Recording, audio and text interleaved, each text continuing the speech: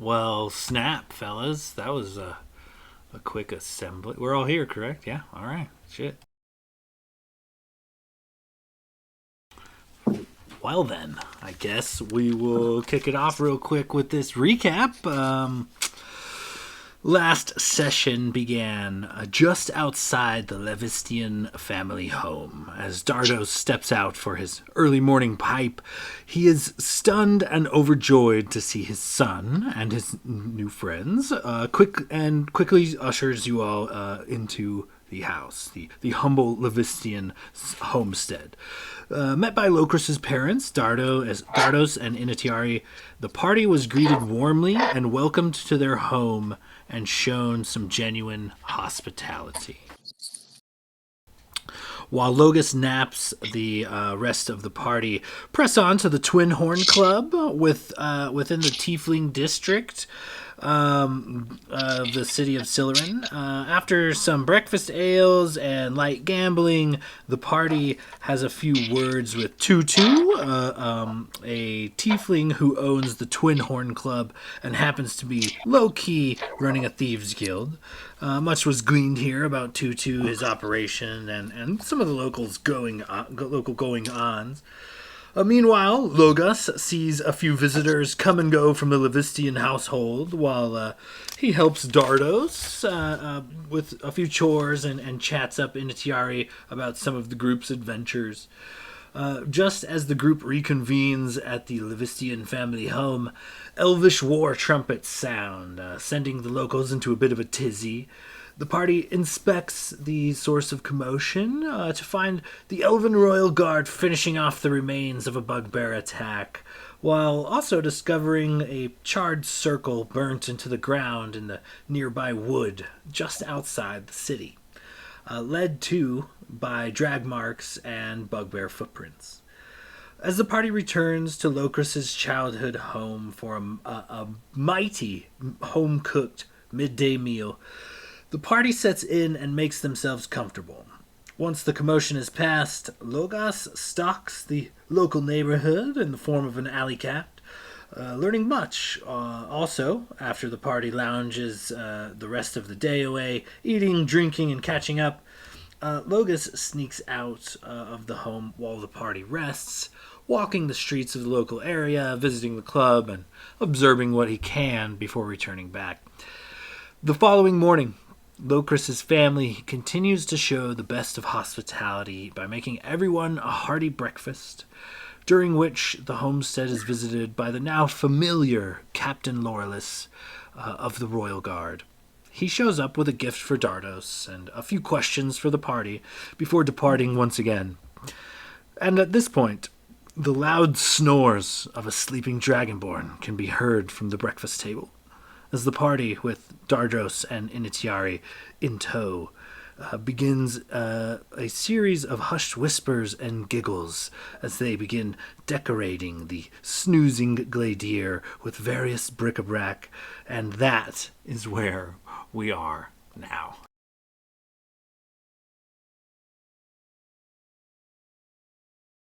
So, as you come to Gladier, I'm gonna go ahead and say, what would be a good? I'll let you tell me. What would be a good a check for being startled awake? Like, would you be aware when would you like slowly come to as you were snoozing on this breakfast table, or would you be like startled awake? Like my question is, I guess, when you come to consciousness, how aware of your surroundings are you? So you could give me like a perception and insight. Tell me. Well, Logus would have wanted to be before, like once we're all settled, he would have wanted to start tickling Gladier's nose with a feather to try to startle him awake. Okay. Yeah, I'm trying to think. Honestly, I think from all the times, the frequent times on the road that they have been jumped in the middle of the night, he's got a pretty alert sense of self, especially like even when he's sleeping. So like if anything out of the ordinary happens outside of which I did go back and listen some great dex checks to stack stuff on top of my body. Um, yeah, I think if anything out of the ordinary happened, he would just kind of like probably just jump up and reach for a dagger or something. Um, so if Locust was like tickling his nose, I think that would be enough out of the ordinary that he would just kind of leap up. As you startle to Gladier, you unbeknownst to you, but you have been slightly napping on this breakfast table. But your comrades and everyone, Inatari and Dardos included, have all kind of taken turns stacking various bric-a-brac on your slumped shoulders and your resting head, And yeah, as you come to, you send shit flying every direction. There, a pile of marbles gets thrown one way, several coins scatter to the ground, several dishes go flying, a plate shatters, a cup shatters, and various the tings of metal and the breaking of glass kind of kind of erupt in the room. Very bull in a china shop type of a situation, and you kind of come to startled with not only your party but Inatiari and Dardos all kind of hoovering around you, and getting a good kick out of you just kind of fucking destroying their living room essentially. Yeah, I think he would jump up and after like know seeing that he was after the initial loud crash of dishes and various items flying off of his body and kind of looking around and seeing that he was with friends. I feel like he's kind of used to this kind of stuff a little bit, with his pseudo family, his quote unquote younger sister Kiri that he lived with for many years. I feel like they would have played pranks on each other. So it's not entirely out of the ordinary for him, but I think he would just kind of, chuckle and laugh and look around at everyone. Well, I guess deserve that for nodding off there and yeah, in the middle of the living room. So fair play, but I'm coming for all of you now. Gladiator, go ahead and give me a perception check. Alrighty. Can I use one of my new dice I got for Christmas? Oh, and it's not a bad roll. 14 on the die for a 15 perception. Yep, 15.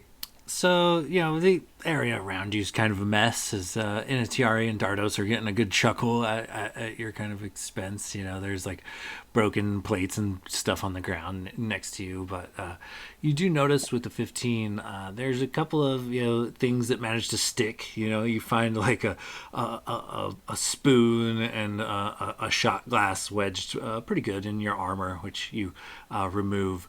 And you also find Archie, Blade's blue crab, hanging off of like the side of your head, essentially. As you kind of remove all these items, and Dardros and Inatari, after kind of having a good chuckle, good times. He they go about like cleaning it up. One busts out a broom, the other the dustpan, and they kind of team up on sweeping all the debris off the floor.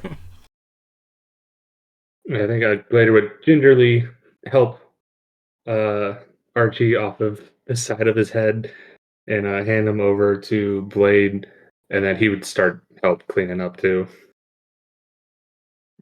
Sorry about that, Glady. I don't know how he got there. It's kind of awkward. Mm-hmm. Oh yeah, I'm sure. Sure, that isn't the first person you've given crabs. You're not wrong.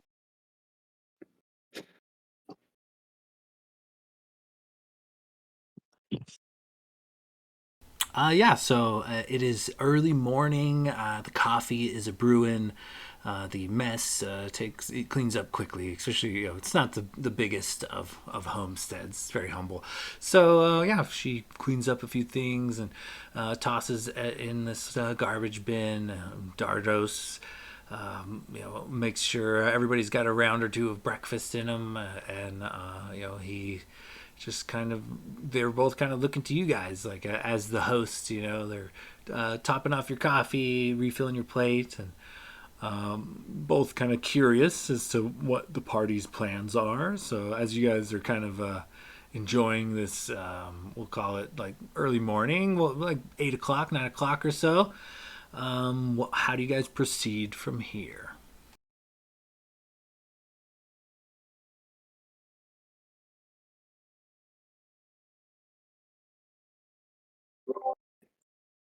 Well, I would assume the party would fill him in on everything he missed with the captain of the guard. Um, so he'd probably just be like, well, it doesn't seems like he's on everyone's side, so maybe we just keep moving forward. Should we keep moving forward, Locust, to figure out a way into the academy and just slay any bugbears we find along the way? Locust and company? Well, I think the initial plan was to head to the academy. I mean, I don't see any reason why we would defer from that plan or deter.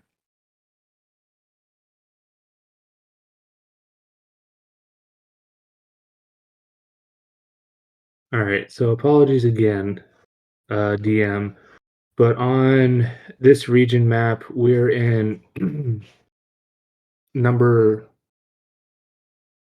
4 now? Or no, we moved down further. Did we move down further? Silleran is the centrally most located city. Okay, It yeah. is right next to the lake. I believe it's actually one. Let me flip through and I'll Yeah. tell you in just a sec. Yeah, it's number 1 next to the Lake Silleran. Okay. That would make sense that Silleran was next to Lake Silleran. Yeah. Correct. So yeah, you guys are pretty much at the heart of the country. You got hundreds of miles of forests in pretty much all direction.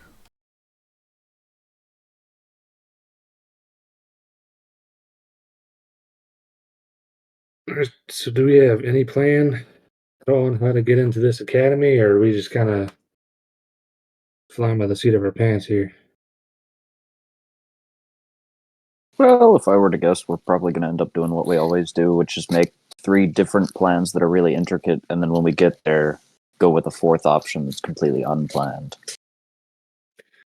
Yeah, that sounds about right. Now, I believe, if I'm not mistaken, somebody, maybe it was the captain, was telling us that we need some sort of recommendation to get access to the academy, and that, well, they're pretty sparing with them. I'm doing my best to look back through my notes here and figure out Dardros will what kind our of way clear. in was. Dardros will kind of clear his throat. And he's like, yeah, I mean, high elves they make a habit of excluding other races, like what they call the mortal races. They like to exclude people from their little club, but the Macadamilect Academy, that's the snobbery of the snobbery. They're the high elves that discriminate against other high elves, essentially, like the better than thou types, if you ask me. But yeah, in order to get in, you'll need more than the permission of a lord or lady. You need someone from the royal family's permission, the king, the queen, the prince, somebody. But you won't be getting in there without a writ from someone who is already in there or by royal permission.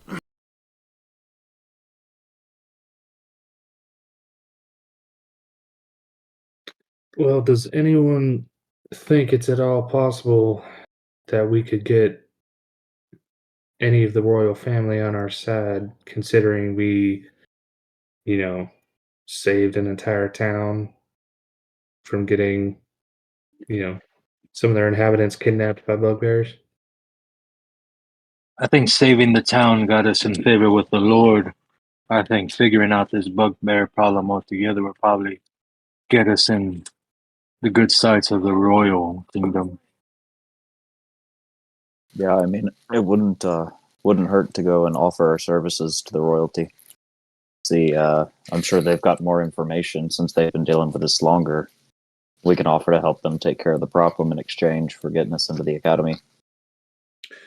But yeah, especially because, well, we know that there are three families controlling these bugbears, and well, three drow families controlling these bugbears, and the entrance to the Underdark, where these drow families are at the academy. So if they want our help, they got to get us into the academy so we can get to the Underdark. So yeah, man, I think maybe our safest, quickest option would just be go appeal to the king himself and see if he can, like you said, offer up our services and see if he'll grant us access.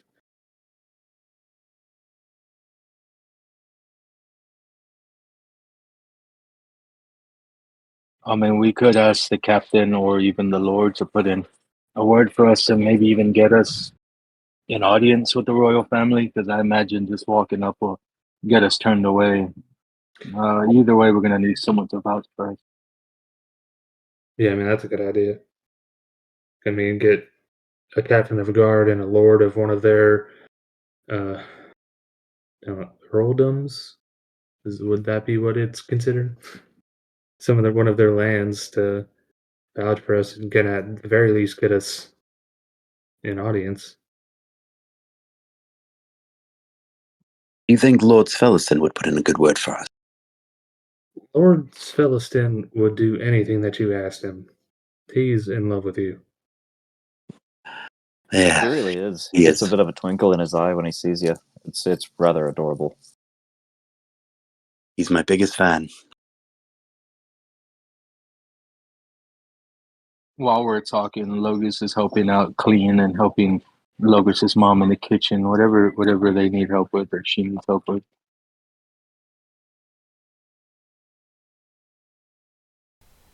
She readily accepts your help, but as she's kept a pretty clean house, so there's really not much to do, besides maybe sit near her as she like tries to it's almost like giving her something to do sets her mind at ease. So it's like you almost are doing her a favor if you like have her top off your tea or request a cup of coffee or something. Like she's just happy to help.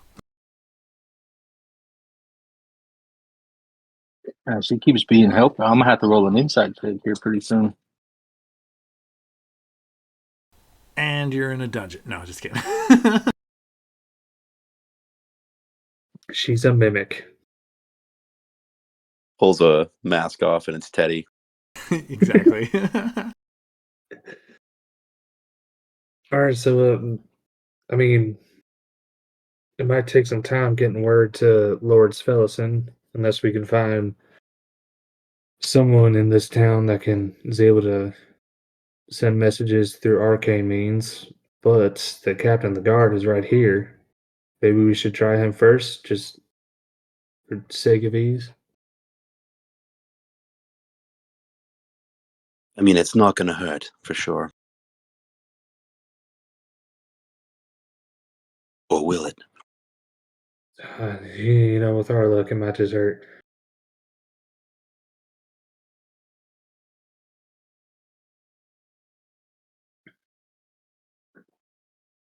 Oh, right. So should we try and go find the captain of the guard? Yeah. Perhaps he can give us some insight into just how to approach or get a audience with the king, or maybe someone that can get us to. Hey, Sounds like a plan. how far away is Lord Spellison's? Lead Lytton is the town that Lord Svelliston is lord of, and it was a 2.5 days travel or so.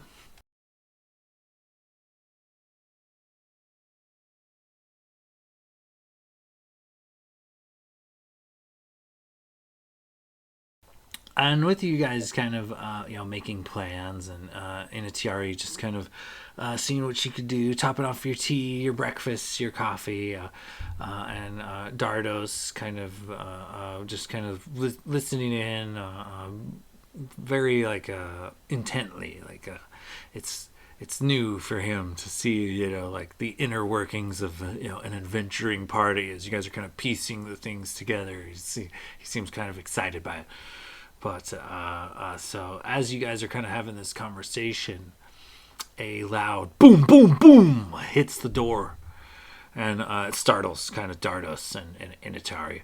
And he like adjusts his shirt. It's a common shirt and pants. He adjusts it to be fitting proper and makes his way over to the door and opens it. And standing in the doorway in a bright and kind of sparkling armor is Captain Loreless, once again returned. And go ahead and give me an insight check as you guys kind of see this encounter go down.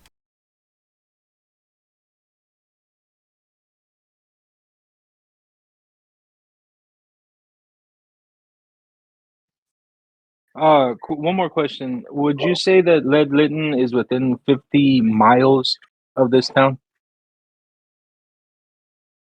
Did you say 50 or 15? 50, 50. I would say it's just outside of that. It's about 65.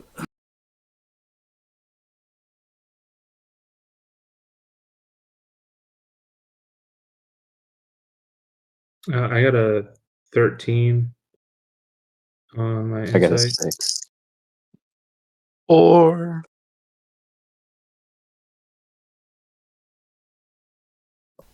Logos, what was your insight?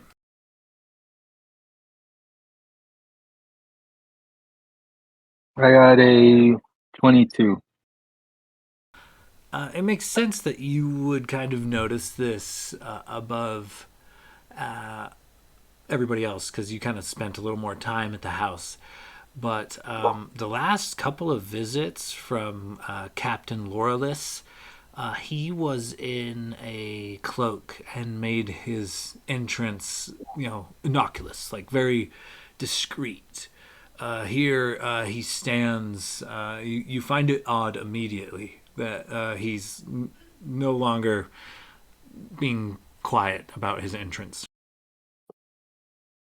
Dardos kind of looks at him puzzled, cocks an eyebrow, and he says, Dardos, Initiari, Locris, and the party that he travels with. He kind of whispers under his breath, just enough for Dardos and maybe the party to hear as well.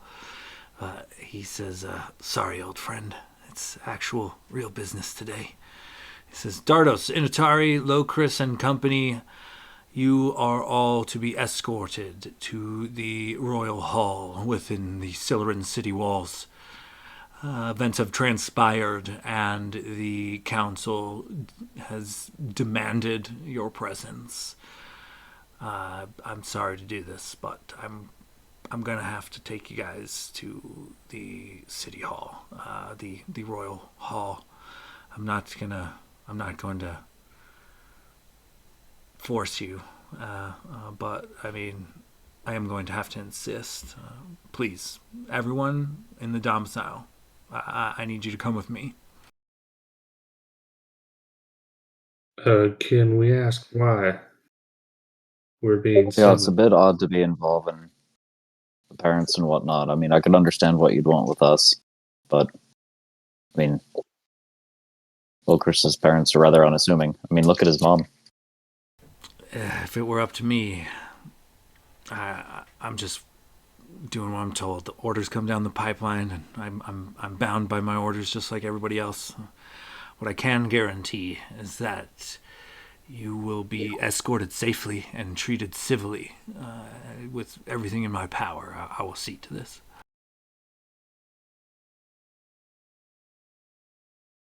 Can I roll an insight check? Yeah, for sure.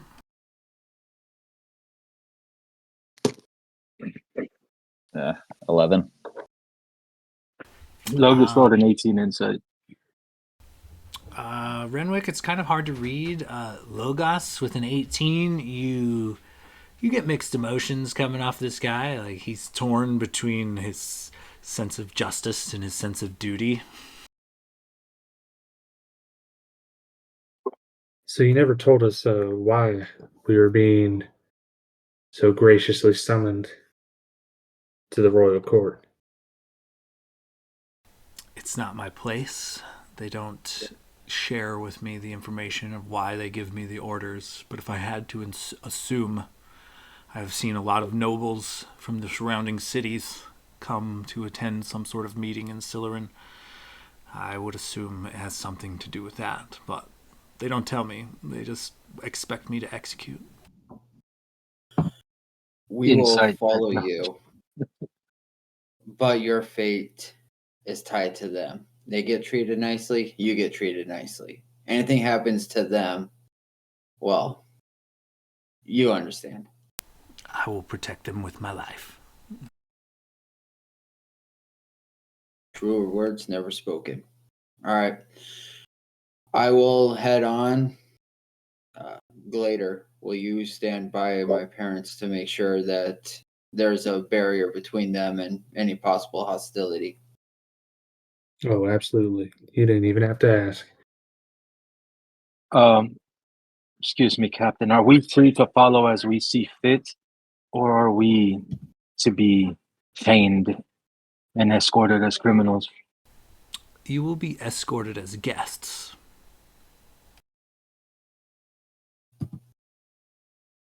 Well then, lads, there's no point in talking. Let's be done with it.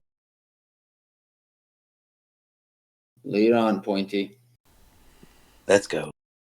Logus will help Sunatari up, help her put a coat on, whatever she needs, get her, and I'll help Logus's dad and kind of let them walk out of their house with dignity first. Yeah, they're quick to come along. They're kind of concerned. They're looking, about. But as you guys exit this family home, you see in the exterior, in the surrounding streets, these guards look to be like not fucking around. Not only is the entire house surrounded by soldiers, they're posted up on all of the surrounding nearby like rooftops and in elevated position, full 360 around the house. You find the house is being guarded by roughly 50 soldiers. And as you guys file out of the house, the soldiers do give you a good distance, but they do remain within 5 feet of the party, but they kind of converge around you, and you're just in like a sea of this like clanking full plate armor and these guards as they kind of march you down the road. Another thing you guys notice is that behind this squadron of guards that is escorting you guys down the road, there is another squadron of guards about 25 feet or so behind this one. And there is a line of about a dozen or so tieflings. They are in manacles, they are in ankle cuffs, they are all gagged, they are all part of like a chain gang, and an equal amount of soldiers is escorting them seemingly in the same direction as you guys kind of plot through the city towards the main gates of Siluran. Do these look like tieflings from the Two Horns or like general tieflings? Go ahead and give me a perception check.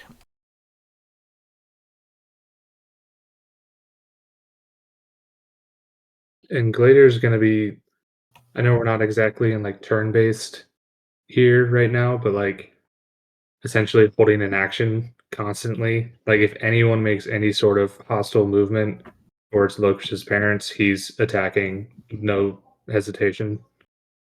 Oh, 100%. Renwick is like one hand on his rapier kind of under his cloak, so it's not obvious, but or sorry, not his rapier, his trident.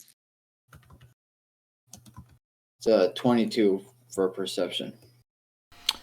Locris, you look behind you and you see that the lead tiefling in this chain gang is in fact Tutu, and you recognize a few of his employees rather, maybe guildmates even. But while you guys are guests of the Royal Guards, these are very much prisoners of the Royal Guards, and you guys look to be going to the same place. I will use my ring of... Oh, you're not attuned to it anymore, are you, Renwick? Well, I am unfortunately not. I still have it on, but just not attuned. not knowing that, Locris will try to use the ring of communication to talk to Renwick. Locris gets a really constipated look on his face as he marches through the streets.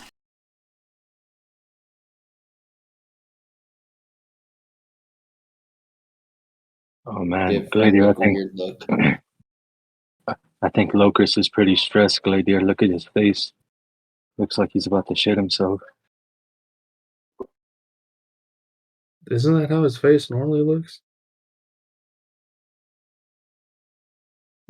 Yeah, you might be right. So, as you guys are kind of led up to the gates of Siluran, these like massive stone walls, they give the signal, and these like the portcullis comes up, and you guys are granted access to the city, and it is. Very much beautiful kind of architecture. It's a very clean city. Lots of cobblestone streets that look to be like finely polished, and it's just very high quality of materials used to build the city all the way around. Very impressive woods, very impressive stonework, very impressive carpentry. Lots of these tall A-frame buildings with these blue like tile shingles and whatnot. This high elven architecture that they're kind of famous for. And as you guys kind of march down a main thoroughfare, you see many high elves kind of peering down, and none of them look to be too happy. And as the procession kind of goes, several look to be posted, maybe street guards that are just kind of maybe patrolling the neighborhoods or something, kind of stop and stand at attention as these soldiers kind of pass by. And as you guys kind of make your way into the city itself, the Royal Hall is one of the bigger buildings. It kind of dwarfs all of the other buildings around it. And you guys march straight up to the front door, and several door guards kind of stop Captain Loreless and crew and have some words. He says, you're missing a few restraints there, aren't you? And he kind of gestures to the party, and he says, no, they are here to volunteer their information. They are not criminals of any sort, no charges or anything, but they have been summoned by the council. So, you going to put the council's guests in chains and then explain it to them? And the guard kind of looks at Captain Loreless, his eyes narrow, but he says nothing and pulls a lever that grants access to this massive building. And as these doors kind of swing inward, you guys march forth. You're in this large hall, and it's almost dead silent. As you guys kind of enter, it is the sound of your boots clicking and clacking on this marble floor that echo throughout the room. And as you enter, you guys see several dozen pedestals elevate many elven aristocrats who all look down upon this tiled floor of the room. and it's kind of in a circle all around, looking downward.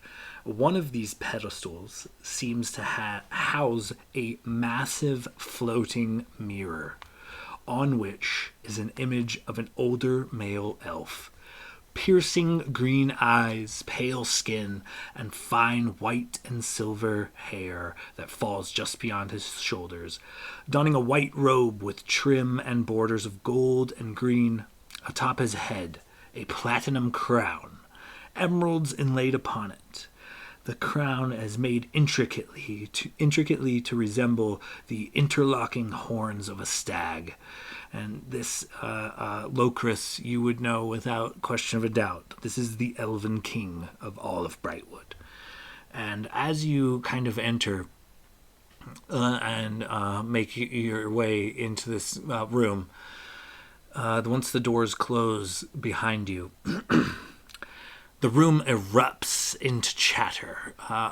There is just an explosion of conversations, some agreements, some arguments, some people pointing and cursing. Like it's all of these high elven aristocrats and nobles seem to have held their tongue until the doors closed. And it's just a ruckus. There's just a cacophony of noise as hundreds of elves begin arguing all at once with one another.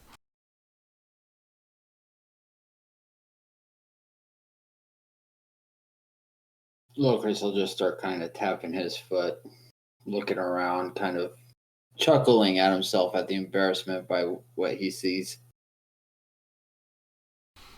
Okay, Locris, go ahead and give me a perception check as you do this. 12 plus perception? Yeah. 5 for 17. With a 17, you hear a lot of arguing, a lot of people kind of debating this, that, and the other thing, mostly derogatory things about the mortal races. But as you kind of look around, you do hear a lot of these senators or council members and whatnot in your local vicinity with your your party, your parents, and Captain Lorelis. They are all talking down harshly upon almost, and some of them directly to Captain Lorelis. They are busting his balls. They're telling him, I can't believe you brought them in here unrestrained and in front of royalty, no less. And they're breaking him down for it. A break of protocol for your love of the mortal races. We all know how you dote your time and energy on them. And he's just kind of getting it from all angles. He lowers his gaze and kind of just takes the insults. But several of these council members in your immediate vicinity are discussing amongst themselves what kind of demotions and degrading work they can bestow upon Captain Lorelis.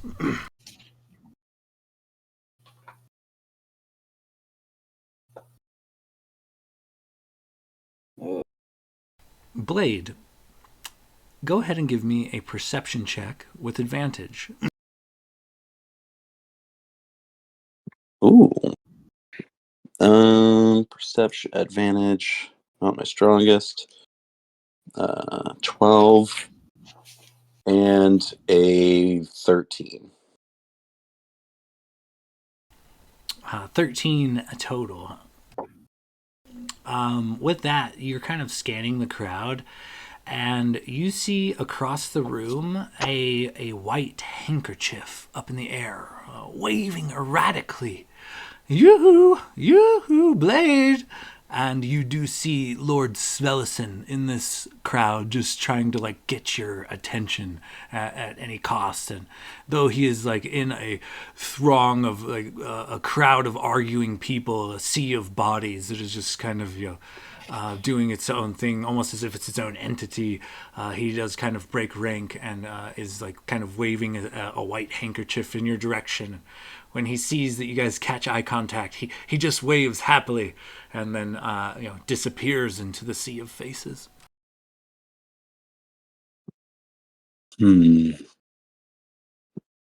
I knew my number one fan might be here.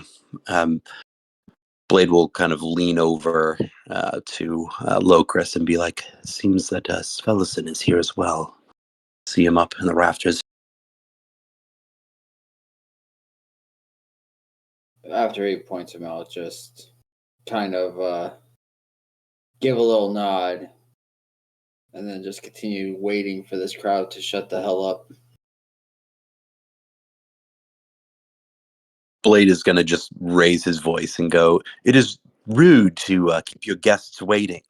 And he's going to kind of use the quote, guests. Oh, Blade, good call. Go ahead and give me a persuasion check.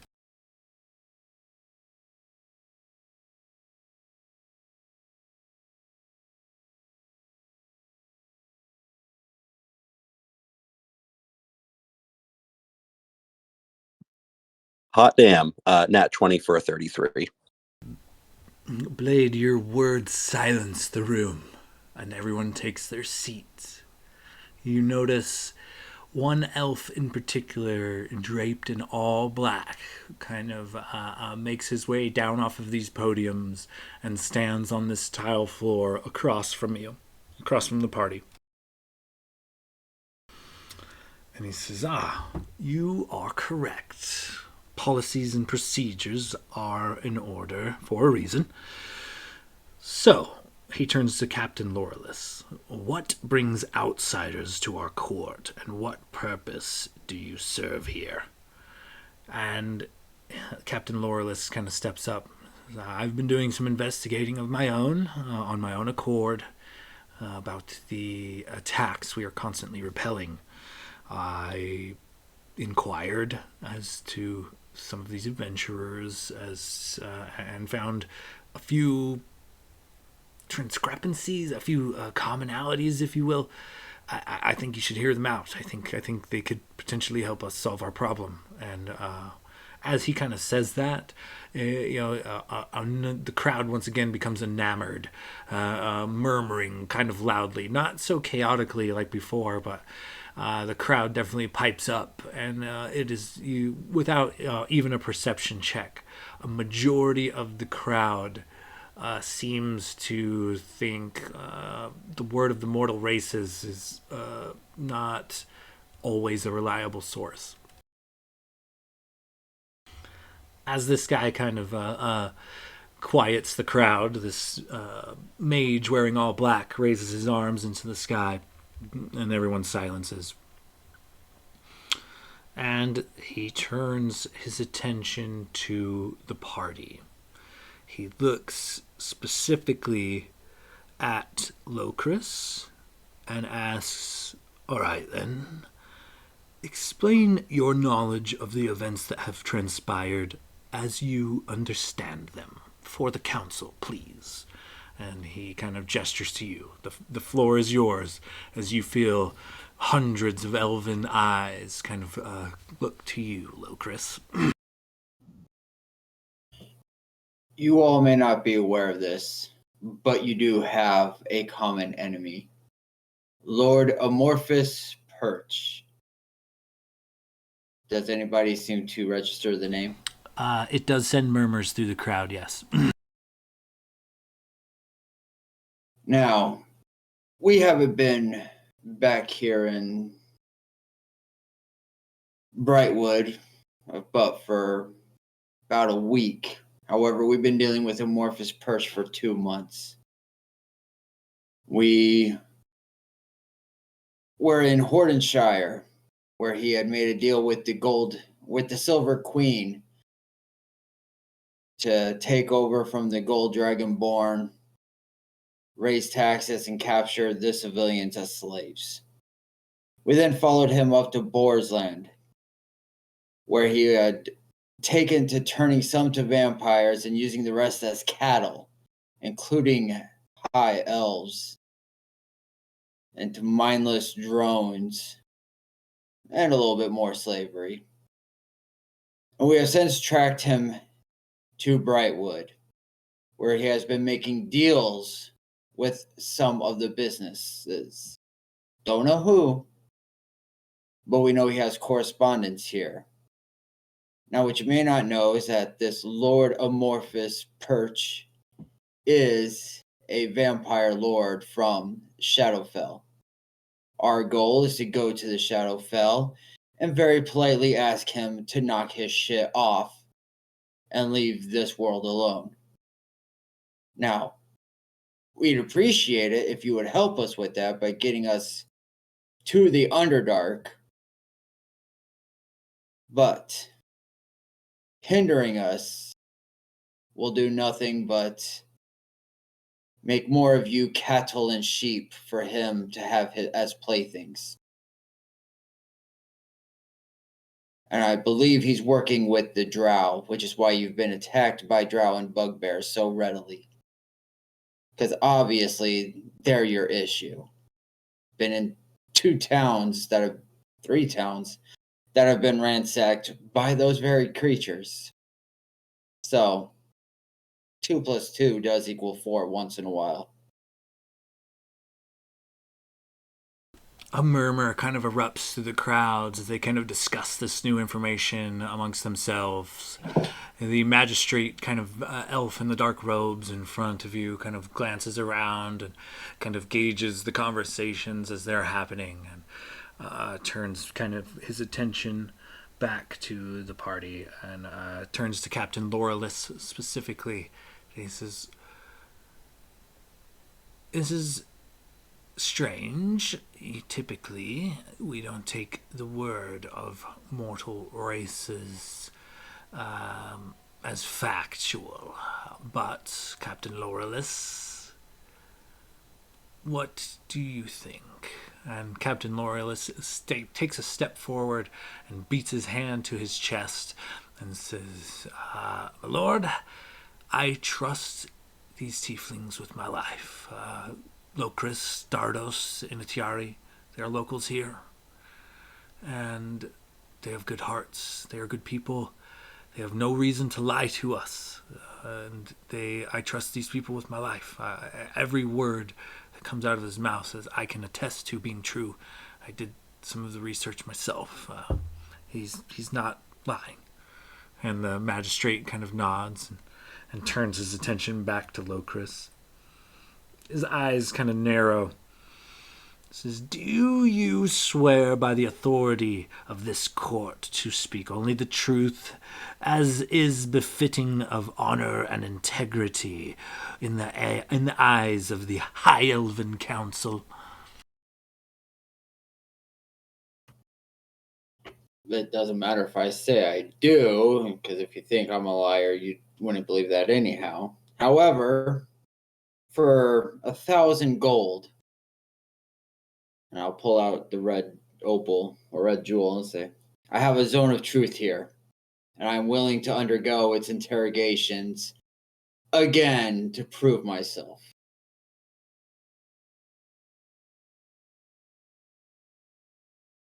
That kind of erupts a murmur as well, and the magistrate kind of turns and listens to some varying opinions from the council before turning back to you, and the crowd kind of hushes. Says, "Well, no need. I believe Lauralis's proclamation to be true. If he believes you, then so should we. He is an excellent judge of character. However, what we do not know is the ins and outs of the ritual that brings the attacks on our city. And we think perhaps you do. Any care to elaborate?" Well, using logic, I would say that whoever Amorphous has contacted through the various towns probably has a portal to allow them in. I'd say you're looking for maybe an empty warehouse or find a spot from which they originate and actually study it. Look for markings. That's about as far as I could go as, well, we haven't actually investigated any of these attacks. Up in Lytton, we just killed the bugbears and went upon our way. While we were up in that first town we came into, we did not even get engaged. We just merely left. And here, well, we were inside the house when we heard the commotion for keeping my parents safe. But if I were to investigate, that's where I would start. Captain Loreless speaks up and says, he's not wrong. We've done some investigating, and, well, I think perhaps we should just ask the man who's next up. And with that, a couple of guards open these massive doors, and a couple more drag in Tutu. He's in manacles, he's in ankle chains, he has been gagged. And they drag him forth and just kind of toss him to the ground. And it is Captain Loreless who takes a knee, helps him right himself, and removes the gag. And he says, please, I know it's not your bread and butter, but we had talked. And I know you want to make things right. It's a hard road, but this is how you do it, Tutu. I need you to tell the council what you know. Tutu kind of he looks grudgingly at the ground. He's on his knees in front of the council, still bound, and he takes a deep breath.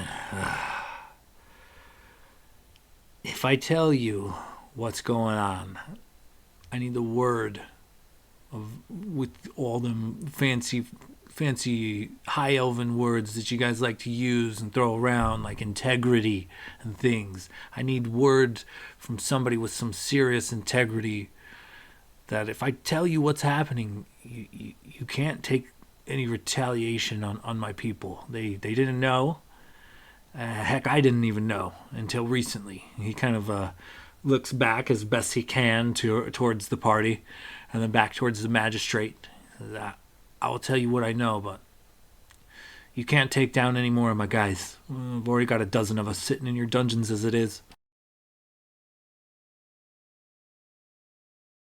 The crowd erupts, and it's almost like a cacophony of no's. They're like, no, boo, no, no, no, no. What, we're to take the word of a criminal and do deals with him? No, this is unacceptable, unacceptable. Pretty much, the crowd kind of goes into a low murmur of not really giving two shits about Tutu or his info.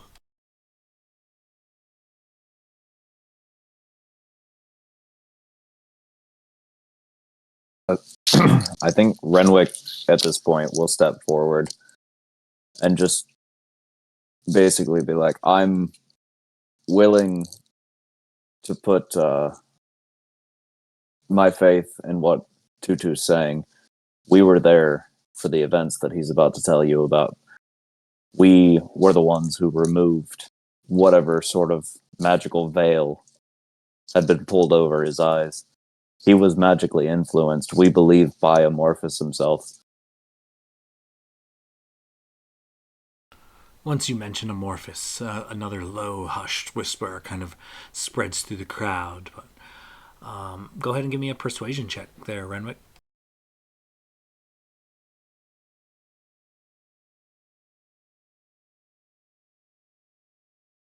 I've been rolling shit tonight. Let's see. 11? As the murmurs kind of come to a quiet and the magistrate steps forward, he says, Tutu, we will not make any sort of deals with you prior to hearing the information. I can promise you nothing. But we are just. However, it depends on what you tell us and what we piece together, and depending on what we're going to charge you with. You've already you're already facing dozens upon dozens of charges. At this point, you're looking at a decade in the dungeons regardless of what you tell us. So, tell us, and perhaps we will be lenient. And you will see the light of day one day before you're too old to enjoy it. But we promise nothing.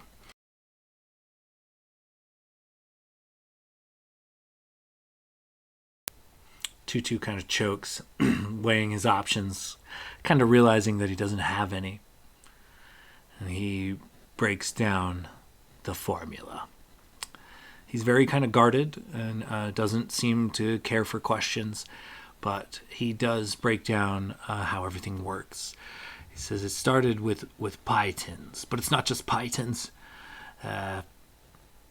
We got incense blocks, big blocks of scented candle wax. We put the markings in them, and these markings act like beacons of protection for us. But they stink. They smell like burning flesh, which is why we cover the scent with fresh baked pie or a block of incense or a block of candle wax. These symbols themselves actually burn a blaze into the item itself. So these protect us or signal to others that we are not to be harmed. These runes, these symbols, at least in the general vicinity where they are placed, seem to ward off incoming attacks. Now, the other part of this ritual is that we take one of these symbols and we transfer it to somewhere nearby in the city, or even within the city itself. It doesn't really matter where, but we're supposed to transfer this symbol to a quiet place, a secret place in or around the city. This symbol is then later used to aid in the magical teleportation to and from the city of the raiding bugbears. And this information, the crowd blows up. They are immediately angry. Some of them actually throw shit at Tutu. The entire crowd is like in a rage as this information comes out.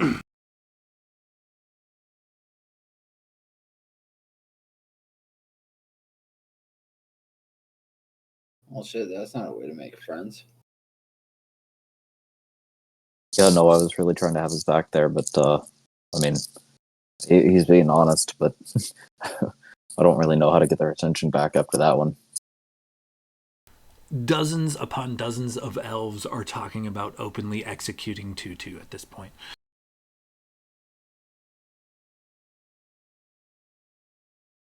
I mean, I can't say they're wrong.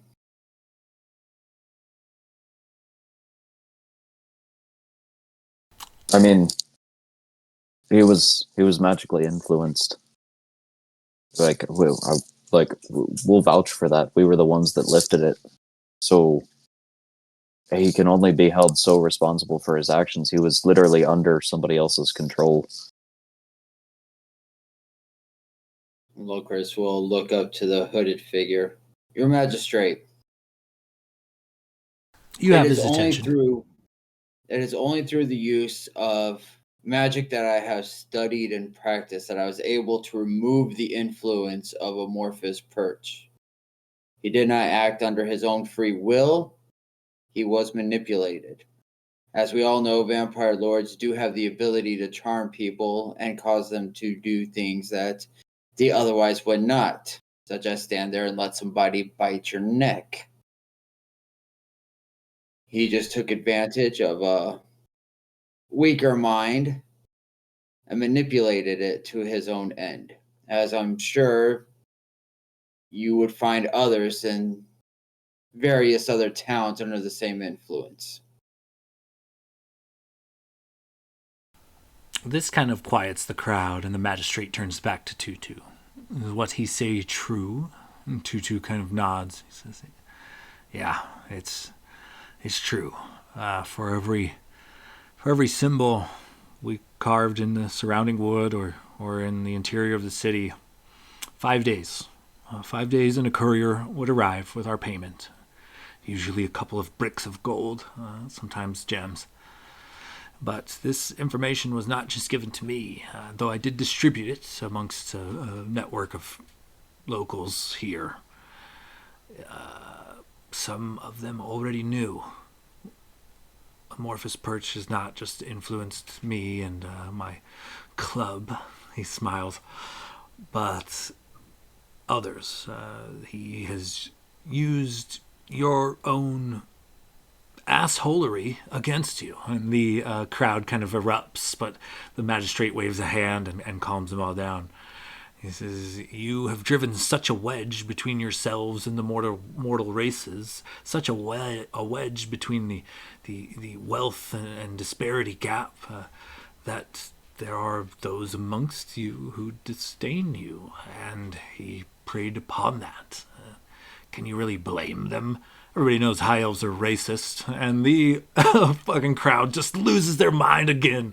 Once again in a rage, throwing shit at Tutu, calling him names, several of them calling for his outright execution.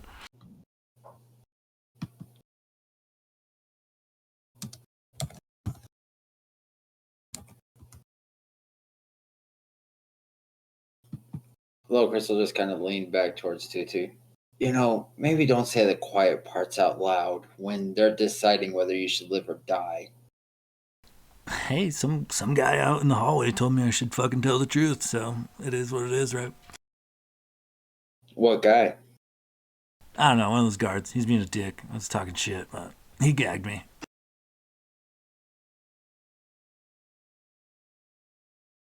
See him in this room? I don't know. As the roar of the crowd kind of dies down, the magistrate steps forward, kind of eyeballing Tutu, not sure of what to make of the situation. Then he looks back to the party.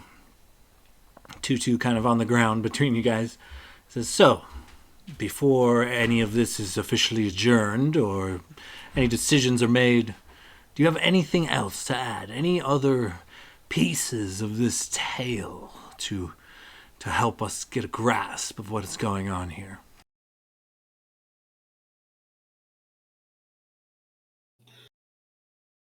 Well, I mean, if we're trying to really prove a point here, it seems like the name Amorphous does not fall on deaf ears in this council.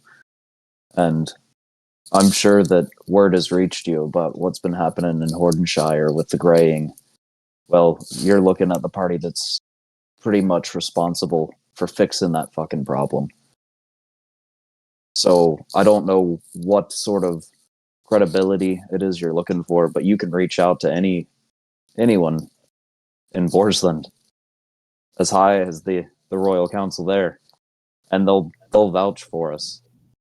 This issue is bigger than whatever problems it is you have with these tieflings, or anybody for that matter. And clearly, it is above your ability to handle on your own. We're offering our services if you all would just quiet down long enough to figure something out. And you may not have to venture very far to get those words of recommendation on our behalf. And Blade will kind of look up towards maybe where Sveliston was. We might have ones near you, ones that you might know of, that can attest to our strength.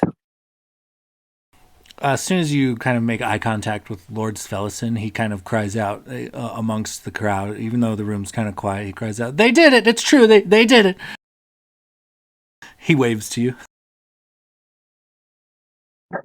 Blade will wink right back.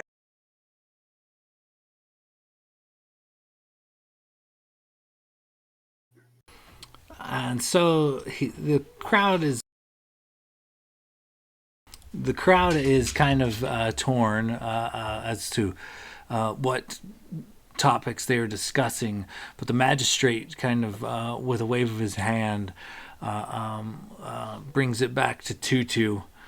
Says, so, Well, your actions have, even though you didn't swing the sword, they've directly led to hundreds of deaths. You've robbed people of thousands of years of life for what? A couple of gold bars every week? Was it worth it? You mentally, your mental faculties being impaired.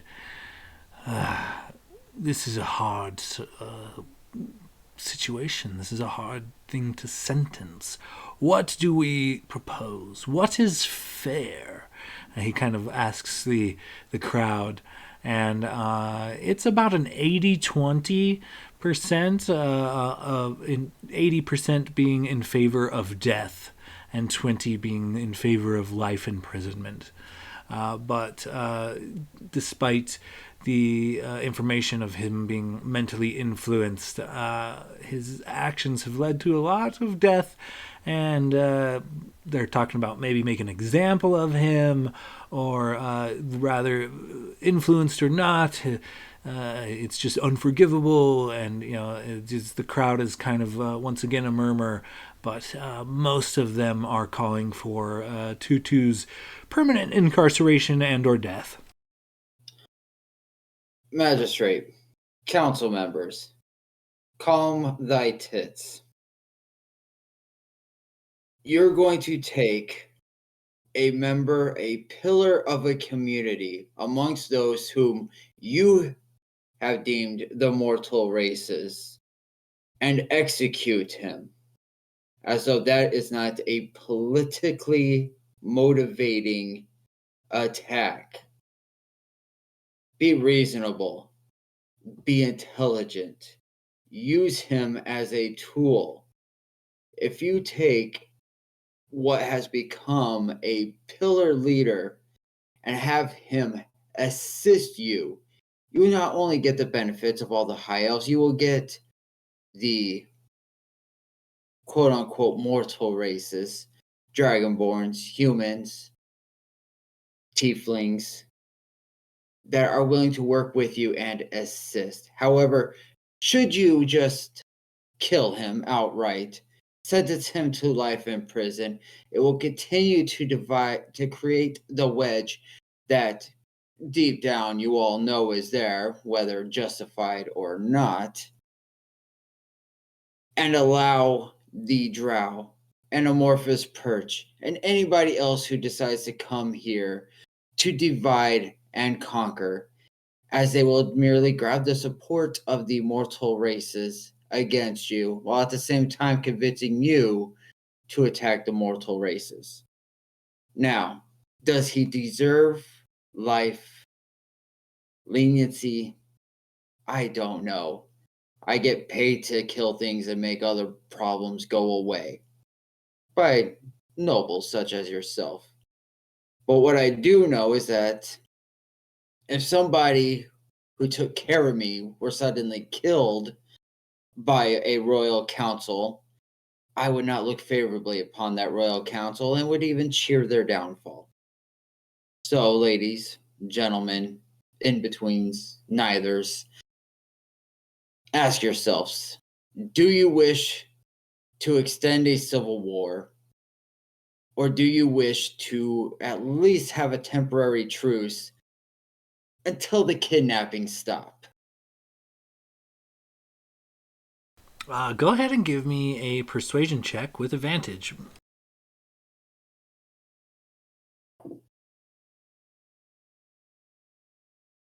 $19.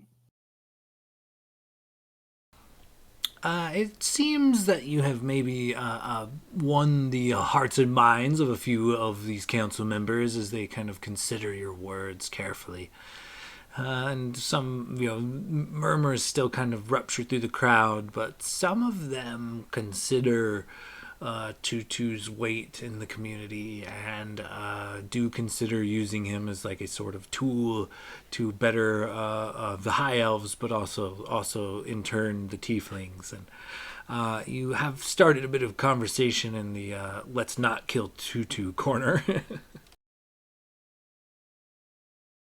Now, distinguished guests, This is not our purview. It's not our place to say.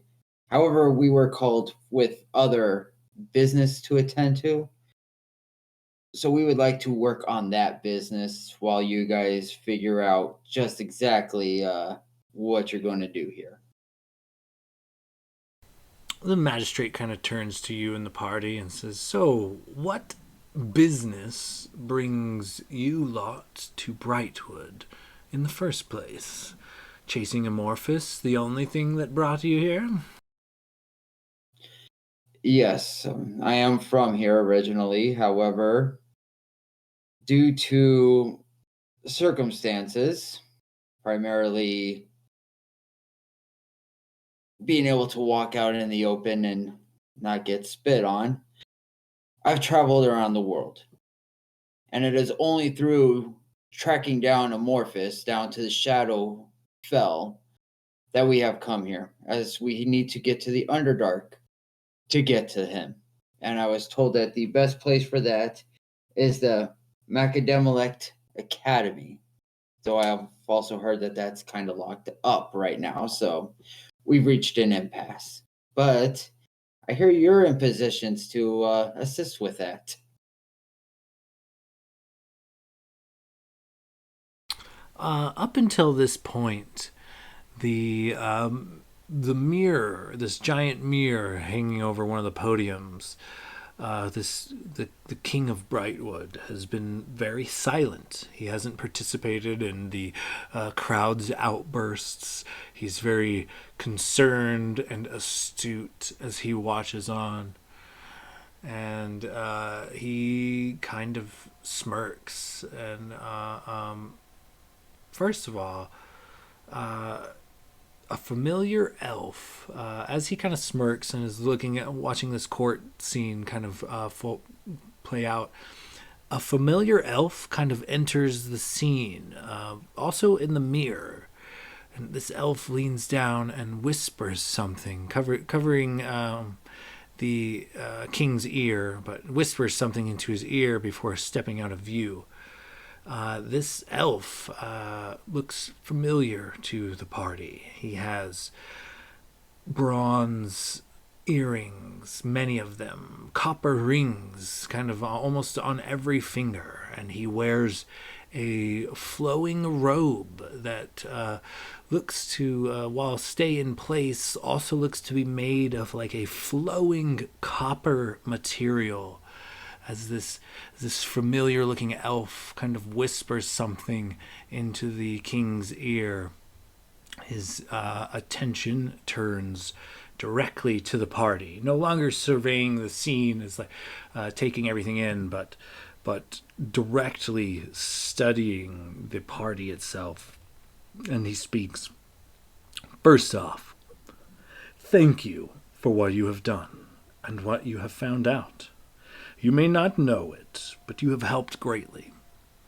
Second, the kingdom has more of its fair share of problems as of late. Some of these problems, try as we may, have eluded solution. Eluded the best and brightest of elven solutions," as he kind of glares into the crowd, specifically at a section of these elves that look to be like militaristic, like military leaders, generals, lieutenants, captains, and whatnot. And as he looks into the crowd with this kind of glare, they visibly cringe and cannot meet his gaze. "I think it's time to perhaps think outside the box, embrace the differences, and perhaps seek the aid of our neighbors from time to time." And the angry crowd of dissidents erupts negatively at these comments, and once again, just a chorus of arguments and yells and whatnot. Yet, with a small gesture of his hand, the room grows silent once more. "I hear you. You think it unwise to divulge our secrets to strangers. You think it unwise to rely upon them to potentially represent us without a high elf amongst them. You think it unwise to allow them access to the Underdark, where our greatest, most cunning, and terrible adversaries are known to roam? Adversaries that may kill them outright, or have maybe perhaps left behind magics or relics best not trifled with, or perhaps worse, they would be interpreted as some sort of official surface dweller emissaries. And that is not what I'm asking you to do. And there's like a collective sigh at the council chambers, and then he follows it up with "yet," and everybody's butthole puckers. You literally hear them kind of standing to attention, and like some of them grunt, some of them mouth aghast. They kind of stare into this mirror, and it just like a stunned silence now, rather than the silence of the respect that he commanded earlier. I have it on good authority that these are knights, he gestures to the party, and that of their many accolades, one of them is dragon slaying. Another hushed murmur runs through the crowd. So, I beseech thee, adventurers, will you help an old king right his kingdom? Will you succeed where others have failed? With that, he glares at a couple of high-ranking military types who cringe again and refuse to make eye contact. He continues, will you prove to me, this council, yourselves, and all of Brightwood, that the mortal races of this age deserve to sit adjacent to, not below, and this at this point the council of elves is cowering, not below the elves of Brightwood. By doing what they cannot, by slaying the great white worm, the dragon known as the last snow, the icy blizzard of death, Fentorganoth. And with that, the mirror containing his image kind of zooms backwards a bit as he stands from this lavish platinum throne. He takes a knee upon some red and gold carpet and reaches an open hand out to the party. Please, what say you? The crowd gasps at such a show of humility from their king. A few elves in the room curse out in Elven, throw things, and just storm from the room. They absolutely refuse to be a part of this. And most look on with horrified, confused expressions. And though there are a few who seem to beam with pride and adoration at their leader. And after a moment, all the elves in attendance take a knee and bow their heads to you, the party, including Captain Lorelus. The king's gaze meets your own as the room sits in complete silence, awaiting your answer. 1 second, team huddle. I was just about to call for a huddle. All right, so obviously this is a trap to get us killed, but can we actually say no? I don't think we can. I really don't think there's any world in which we can actually say no. And to be fair, if we do manage to somehow not die and pull this off, we'll basically help kickstart counteracting racism around here, which would be pretty fucking sick. Yeah, I think we're kind of caught between a rock and a hard place here. If we say no, then everything just keeps perpetuating how it is. No, We said it's yes, like a we fucking might suicide die. mission, though. I mean, isn't the general rule of thumb with dragons, the longer the name, the more fucked up they are? Like, what exactly are we getting into here? I think Yeah, having a having a name makes you name, fucked up. Yeah. But was anybody able to identify the elf that was whispering in his ear? That would be a Sean question, actually. Did anybody specifically pick up who it was? You said familiar looking. It's not a high DC, but I'm going to make you roll for it. You're only looking at a 12, but hit me with some perception checks. Oh, Logan's got that. 27. Yeah, I beat it natural 13 8. plus 10 for 23. Natural 20 for 24. You guys A would lot recall. less than any of those. You guys, well, most of you would recall. There was a point on Renwick's ship, the Dawn Shredder, where a very odd elf came out of the sky. Oh my fucking god. And you guys entertained him for a day, and he traded stories, gave you guys some magical trinkets, and then flew off into the sky. You haven't seen him since, but this was only a few weeks ago. That motherfucker. I knew there was Holy something. shit, what a callback.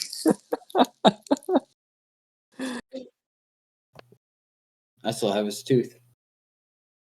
All right, so we're in agreement. We'll say yes, see what sort of information and weaponry we could get. And then, I guess, see if we can slay a white, God, I hope only adult, white dragon. Yeah, I think that's the game plan. I mean, let's be honest. If anything, they definitely can't deal with it themselves, so they should at least help us, arm us a little bit, give us some aid, and then we can check in. I'm sure that Spellis and maybe even the captain will be able to give us some form of aid. I mean, this is probably going to be the biggest and the hardest thing that we've ever really tackled, and that's saying a lot when you look at what we've done in the last couple of months. But this is going to be probably the most dangerous thing we've ever come up against. Any Yeah. objections? No, I mean, we'll follow you. No Locris will. objections. Awesome. Locris will turn around, stick out his hand, and say, "We will slay this dragon for you. However, we will need all information on it and access to weaponry and no hindrance from others so that we may be the best equipped to deal with this problem." The king kind of looks to you, and then to Tutu on the ground with a wave of his wrist. He sits back in his throne, by the way. With a wave of his wrist, the manacles and things binding Tutu fall to the ground. Tutu stands before him, and the mirror hovers off of its podium, crosses the room, and sits in front of Tutu proper. And he calls out to him, "Tutu, your crimes are great, but not all of them are your own. My word is law, regardless of what this council thinks or says of you. They will obey my commands. I will give you a chance at redemption, Tutu. You and the 12 individuals in the hall as well. But you will accompany this party. You will offer them every resource you are capable of, and you will help them slay this dragon." And then the mirror flips over to Captain Lorelis. And he says, "Captain Lorelis, Tutu is possibly maybe trustworthy at best. No offense." Tutu's like, "None taken," as he's kind of rubbing his wrists from the manacles. "You will accompany Tutu. You will take 12 soldiers. You will accompany Tutu and his men and this party to slay this dragon. It has caused some detriment, and I will see it done with. We're pulling no punches. Allow these knights access to the armory or the barracks should they need it." And the mirror floats back to its pedestal. Everybody kind of looking on. The magistrate silent and just kind of bowing. He says, "And with that, I will send Zeriotil Yaxilius to you. He is a royal advisor of mine, and he will explain much. This council is adjourned. If you are not part of the dragon slaying party, nor do you want to be, I suggest you leave the chambers immediately. They are being repurposed for a war room." And with that, the council begrudgingly, some of them kind kind of hang their heads as they slowly begin to file out of this massive hall. The mirror kind of turns to you and all in the party and says, "Good luck. I will pray that you succeed." And then the mirror fades out and goes to just being a regular reflective surface.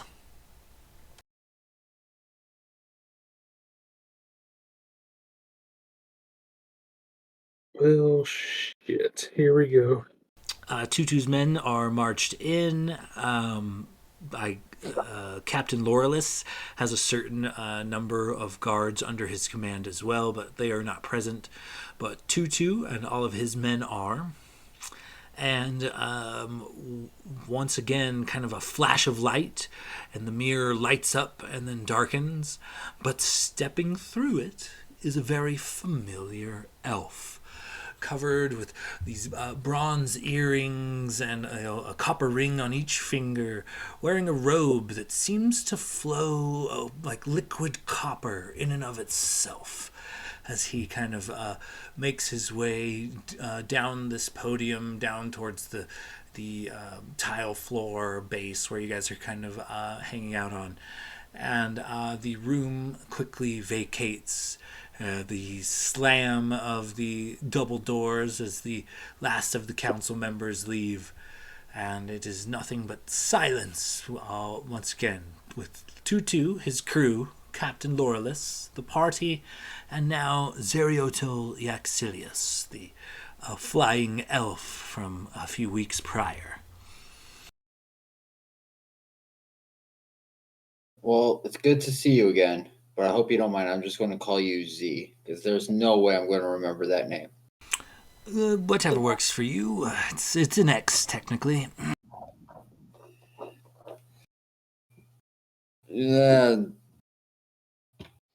Whichever.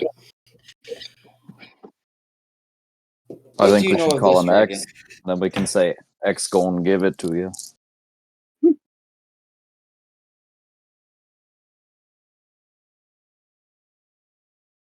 So what can you tell us about this dragon? Well, he's known as the Last Snow for a reason. I am an emissary of the realm of dragons. I guess there's no point in hiding it now. This elf just kind of erupts into a massive copper dragon with just a second. His form explodes and laying on the ground, body big enough to completely surround the party and Tutu and his 12 men. And you guys are sitting amongst a large copper dragon. And he kind of calls out to you. "So, I am actually an emissary from the realm of dragons. Every once in a while, one of my kind may bend or break the rules, and when they do, there are consequences. The last snow has brought war to my people, and so he was banished. Now, unfortunately for Brightwood, where he landed upon banishment, we don't always have control of, but he landed here on the material plane only a month, maybe more. And I have been in an advisory role with the Lords of Brightwood and His Majesty, trying to rectify the problem, unsuccessfully, might I add. But he's been banished from the Plane of Dragons and has now sought to take up a home here. He is large, he is deadly, and what information do you require? I can tell you almost anything about this creature." Well, I'm assuming he's not a younger dragon. Otherwise, they wouldn't have had as many issues. Is he adult age, or has he reached the pinnacle of ancienthood? He is unfortunately a prime specimen of his race. Fentagorath is tens of thousands of years old and is a literal force of nature. Okay. So he's an ancient dragon. He rolls himself back into the pleasant elven form with the gaudy copper rings and the bronze earrings and the robe of like flowing copper. And he kind of like stretches a little bit. It's like, sorry, I prefer this form when indoors. It's weird when you can't stretch your wings, you know? That's I one believe that. hell of a party trick.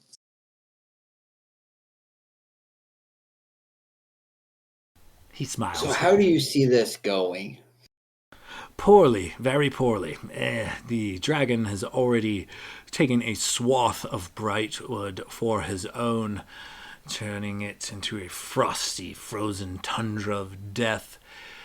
And were he not so more strategic, well, long story short, most of the might of Brightwood has been pulled to the keep, Levisian Keep. It has been under siege by said dragon. It's not widely known, but the entire keep has been frozen shut. The dragon visits regularly and has seemed to have sealed all of the exits and entrances in ice. And by doing so, they occasionally chisel out or teleport in or out, but it has greatly restricted the flow of troops in and out of the keep. Not only that, we have a 100% fatality rate for the outer city, the outer keep, the mortal races, as it were, called here.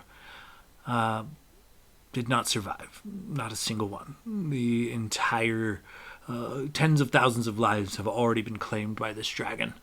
And the swath of ice that he claims as his terrain within Brightwood grows every day. But several attempts have been made to battle him, yet we've thrown legions of elves against him and various strategies. He so far has repelled everything we have thrown at him and has landlocked our troops, essentially.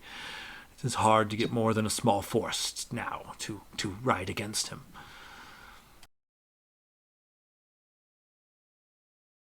You don't happen to have any secret magical weapons or dragon be gone spray or anything like that, do you? I mean, if it was a young or even an adult, I could say we could probably hold our own, but against an ancient, we're going to need something.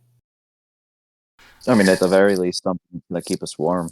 I mean, we've already fought in icy terrain before. We all know how that went. Yeah.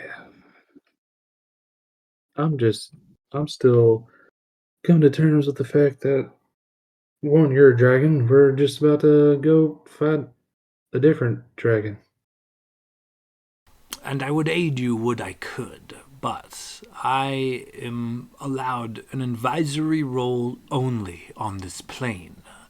It is against the laws of my people to interfere with the banishment and things, but we've also seen fit to not allow others to suffer our fate when we can. We try to curb the damage done by banishing dragons from the realm of dragons.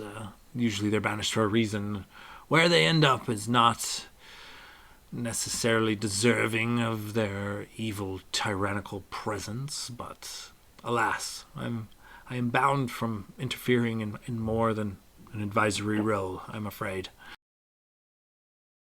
Okay, can you advise us to someone that might have a can of Dragon Be Gone?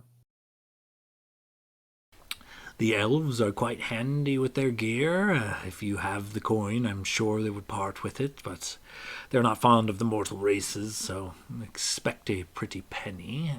But alas, well, I cannot offer you any aid in the ways of equipment and whatnot, as it is not my forte. This is not even actually my realm, so I wouldn't really know. What I can offer you is a set of strategies for you to choose from. Your strengths and weaknesses are known to you better than me. But I will say this. The way I see it, there are three options. You can stalk the last snow in his own territory and fight him in the lands that he claims his. You could potentially go to this keep and set a trap for him, wait for him to arrive and attack him there. Or journey into this beast's lands and find its lair and challenge him there. Each of these has their own pros and cons. The beast's lair is likely a magical place for it. It hones its powers, makes it a bit stronger, but within its lair, its wings are limited. It will not be able to use flight against you. However, in the other two scenarios, the dragon will have a full sky for which to terrorize you from, making it a bit difficult, more difficult depending on your capabilities. So those are the options I present to you. Set a trap and wait at the keep that it periodically visits to remain in its icy prison. Hunt it and challenge it outright in the open, in its own territory. He is very aggressive. If you make yourself known in his territory, make yourself known to be a threat, he will come. Or perhaps try to get the drop on him in his lair. But these are your options. You don't have much hope using any other strategy, really. And since you can merely be an advisor here, how would you advise us?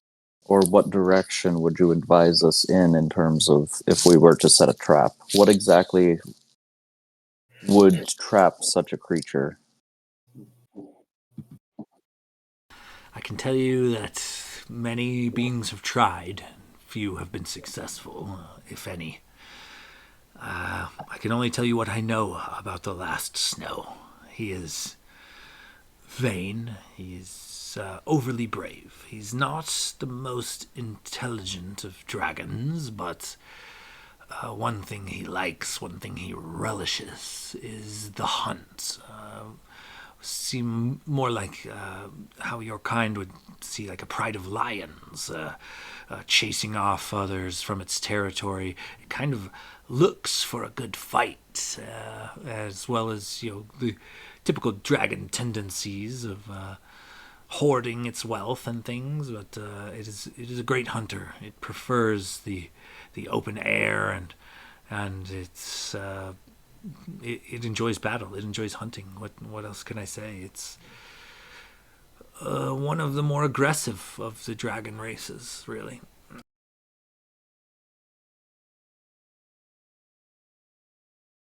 Oh man.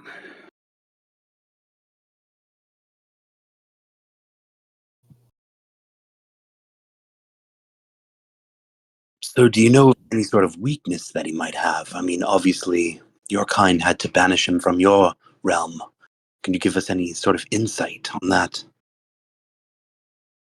Yeah, is this one of those things where, it's like he's an ice type, so we want a fire type because it's going to get us bonus damage?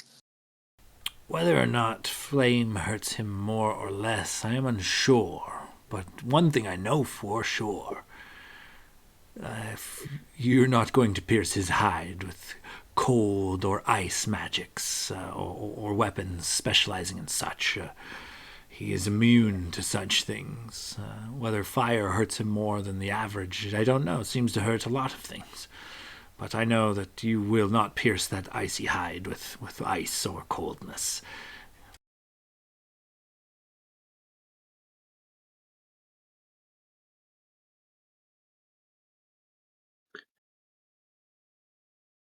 All right, so I think our best option may be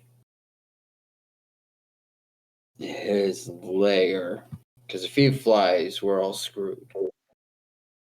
Unless we're able to somehow find a large enough net to keep him trapped to the ground, and we trap him outside.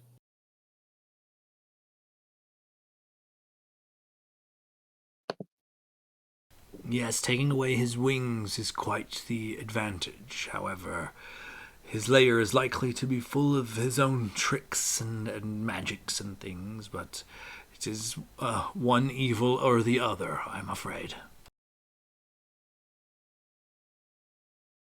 Yeah, another situation where we're in between a rock and a hard place.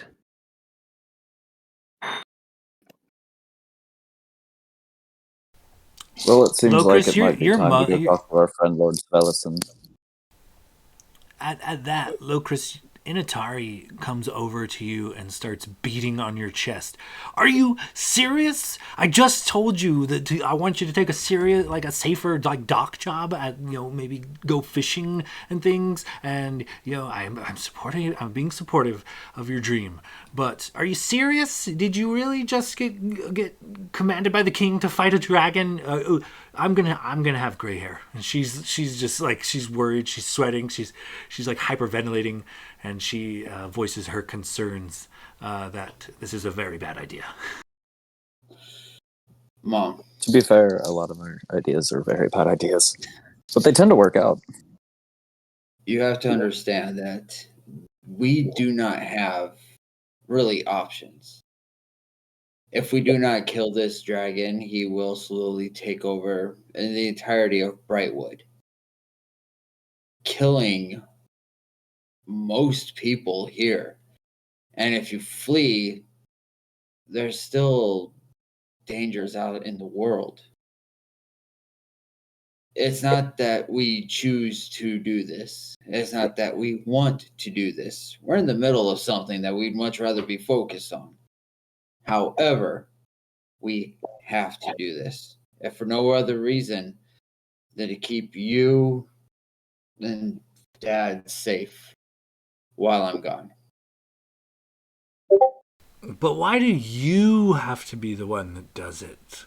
She kind of like teary-eyed kind of looks at you as Dardos kind of puts his arm around her and tries to console her as he walks your mother away from this like war council type of area to kind of console her away from some of the action. Some search for greatness, others have greatness thrust upon them.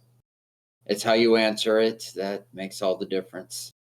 And unfortunately, you raised me to protect my family, community, even if it means a small sacrifice to myself to do so.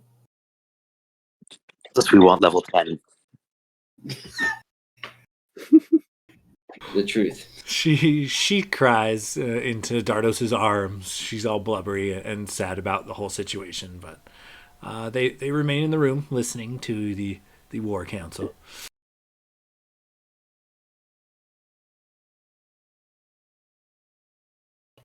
All right, so until we can figure out what equipment we can get access to, I don't think we have a lot of options to really go with. I mean, if we can find a giant net to help restrict his wings, we can then plan for either at the keep where we could have backup inside or out in the wilds where it's at least safe from people.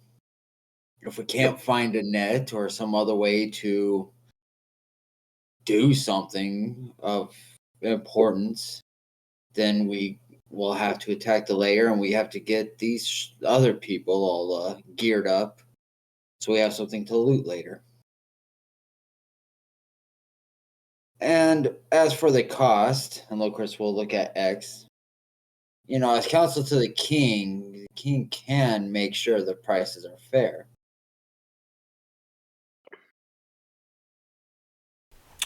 Well, I could, at the very least, offer a polite suggestion, but to be fair, the last few rulings of the king have kind of gone against his noble bodies and aristocrats and things like that. They do support him, but they don't always like it, and possibly on issues that they do not agree, they do not lend their aid to their lords, nor ladies, nor royal families, so it will be hard-pressed to convince such high elves to help you for free or at cost to them, rather.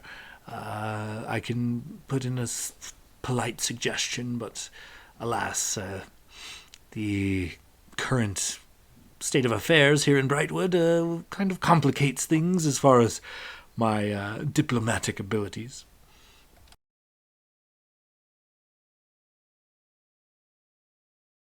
All right, gentlemen, what do you think we're going to need for this?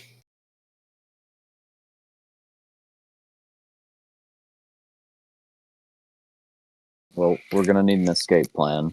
We're going to need any sort of dragon slaying, dragon killing things that make, or that dragons are weak to: arrows, swords, weaponry, whatever we can find. It wouldn't hurt to find some better armor, plenty of potions. We're going to have to Cold. buff ourselves up. Yeah, Cold cold resistance. resistance. That's going to be huge. Yeah, maybe I've heard of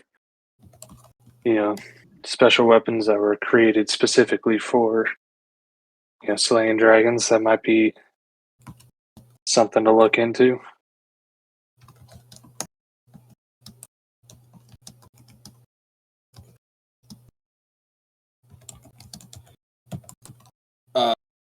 Locris will take a look at the captain. Do you have access to any potions? What plans have you tried? Do you have any giant nets? He kind of smiles. That's a no on the giant nets. However, my entire crew and myself, I'll be taking a dozen soldiers with me. We will be outfitted for war, including a couple of standard healing potions each, and of course whatever trinkets and valuables the soldiers themselves would have on them. But as far as weaponry, I can offer what the barracks has to offer.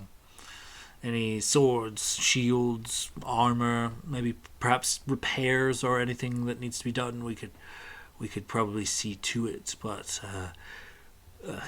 Zeriotel is not wrong.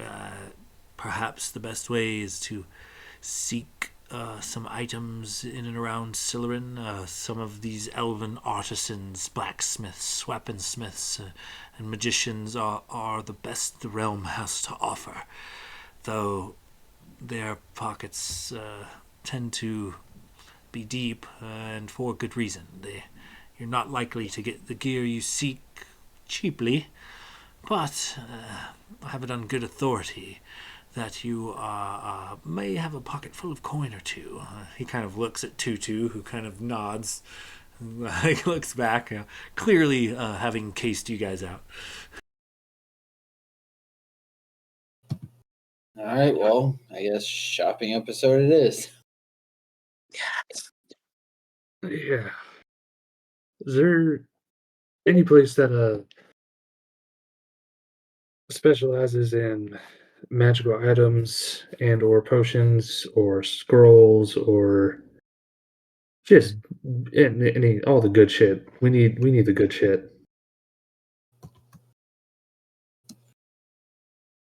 Indeed, there are a few houses that specialize in just that. I can escort you there if you would like. There is a large emporium of magical items that is placed here in the residential district of the elven district of Silurin. I suppose I could take you there. I can't promise you'll get any discounts, but you will find much in the way of powerful enchanted items and potions.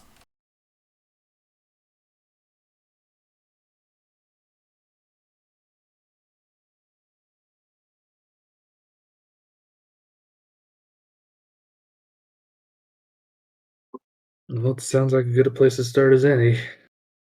We're gonna fucking die, aren't we?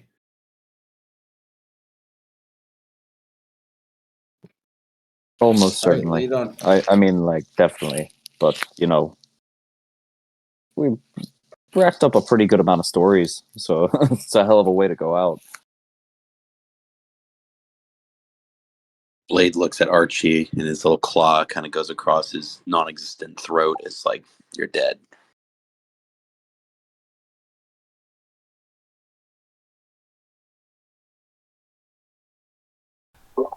Tutu kind of pipes up. He's like, "Well, me and the boys, we got some good equipment as well.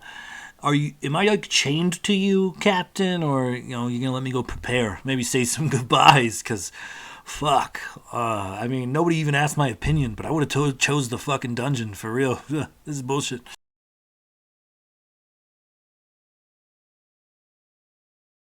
"No, you're not chained to me," he says. I will see you at your establishment in the morning." And as Tutu goes to leave and collects his soldiers and things, he calls out to him, "And Tutu, if you do not show up, if you make me come find you, I promise I will dedicate the next 500 years of my life to ruining yours." And Tutu's like, "Fuck." And then he just kind of leaves with his crew. And the Captain Laurelus turns back to the party. "So, do you need an escort?" Yeah, we don't have a whole lot of time to waste, so if you can save us the trouble of trying to figure out where this place is, or taking us straight there, you know, anything, any little bit of help we can get at this point. Great. First stop, I think, then, should be the Temple of Corellian Larthian. And he marches off in a direction, leaving the Great Hall behind.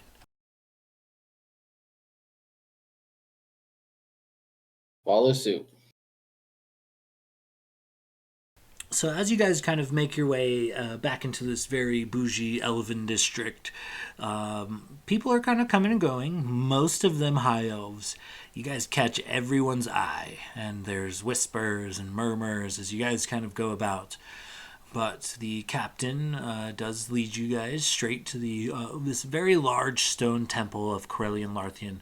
It has got like a platinum half, like crescent moon symbol as the symbol of their elvish god.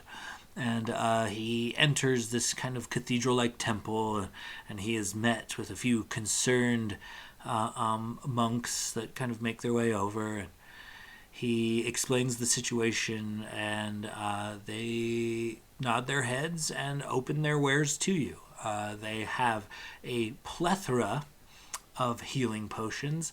However, things are more expensive in Brightwood than normal. So, standard healing potions are going for 100 gold pieces each. Greater healing potions are 700 each.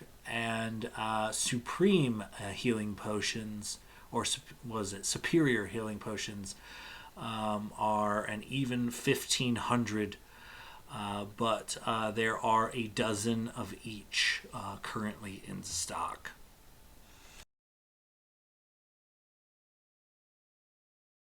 Do you happen to have any potions of resist cold?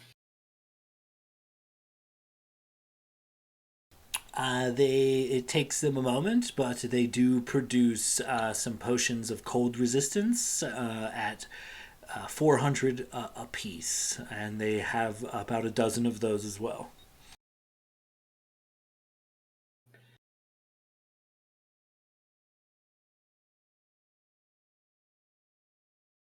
I'll take.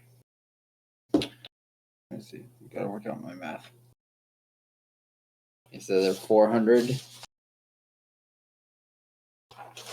Correct. They have a dozen available, and there are 400 apiece. How long does that effect last? Is it an hour? It's the standard resistance to a spell. I think it's a first or second level spell. I'm not sure. I could check real quick.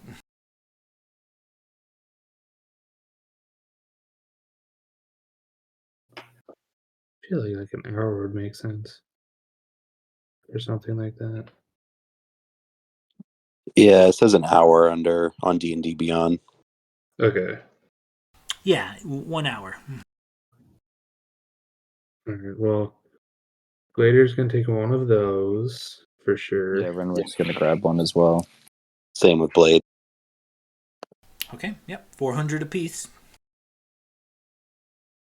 And how much were the greater healing potions again? 700. 700.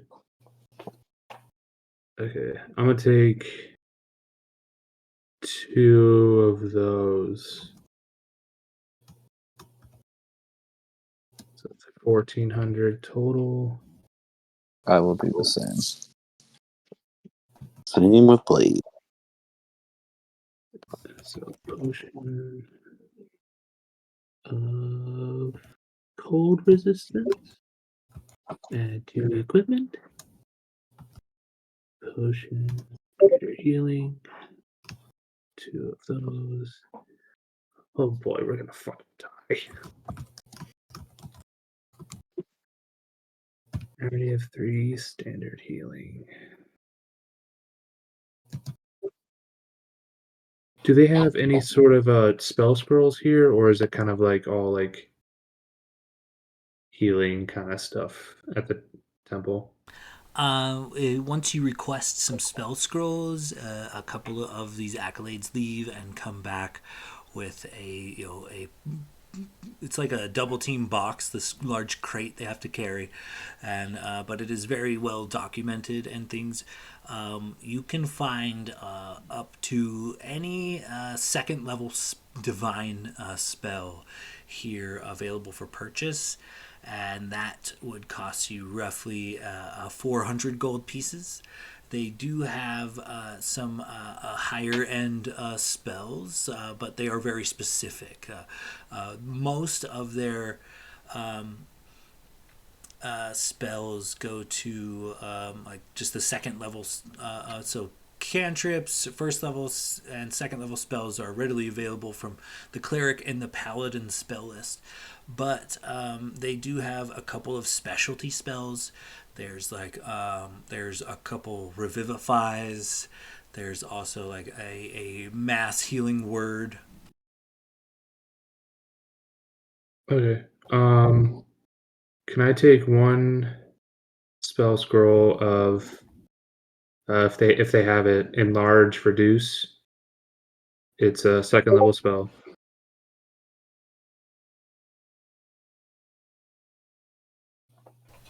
Is that a cleric or paladin spell slot or spell list? It, don't think so. I feel like it's like a wizard or sorcerer. Um, it's a transmutation spell, so I doubt it's on very many. Unfortunately, they mostly just specialize in like the divine magics. That makes sense. How much would a scroll of bless run me? I think that's a first level spell. 250. I'll take it. Um, let me look up mass healing, or I feel like that's I will take 2 potions of cold resistance, a potion of greater healing, and a potion of superior healing. But there's no way that that costs more than 2,500. And if you want, you could go speak to your manager about it, and I'll point at their god, and I'll send you there. Go ahead and give me a persuasion check. However, I hate to pull the race card, but due to kind of being a tiefling, you're going to have to make it with disadvantage in this high elven temple. Well, isn't it more intimidation since I'm threatening to send them to their god? You could, yeah, I would accept intimidation, but it's still going to have to be with disadvantage, unfortunately. With disadvantage, it's a dirty 20. They look to one another and then back to the captain. And captain's like, well, he's doing the king's work. They nod begrudgingly. They take you up. So what did you want on, what was your list there? 2 cold, a greater healing, and a superior healing, which would normally be 3,000. They accept 2,500 with a happy kind of smile and bow. They the discount is for the king, and they make good on it. They $2,500 for the lot. Noted. So is that for the party now, or is that just for locals? You notice that these kind of, while very nice to Glowchris during the transaction, they kind of give him some dirty looks for the duration of the time as they kind of conclude their business with him. Maybe a hushed whisper or two, but you can tell they're not so stoked to have a tiefling mouthing off to them in their presence of their god, but at the same time, they are kind of bound by a set of laws and a sense of duty. So they're mixed emotions here, but yeah. Sologus will take 2 potions of superior healing and 2 cold resistant ones. That's 3,800.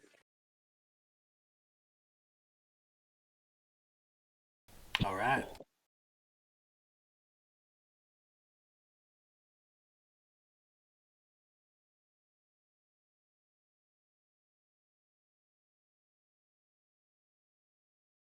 Captain Loreless kind of paces around the party as he's kind of waiting for business to conclude. Does anybody else need to purchase any potions before he continues on your tour?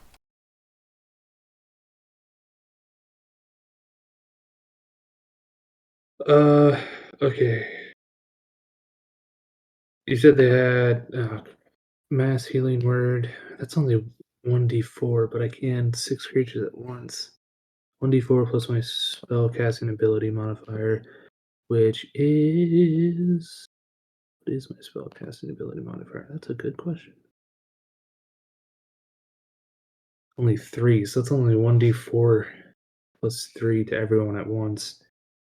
Would it be worth? I mean, if multiple people are down, That's a that good literally point. is just enough to bring them all back up for one turn. It could Yeah. be, No, that's a good point. it could save a life or two. Yeah. That's probably not a bad thing to have. Plus, it can Like as a Hail Mary, oh shit, like I'm the only one left kind of thing.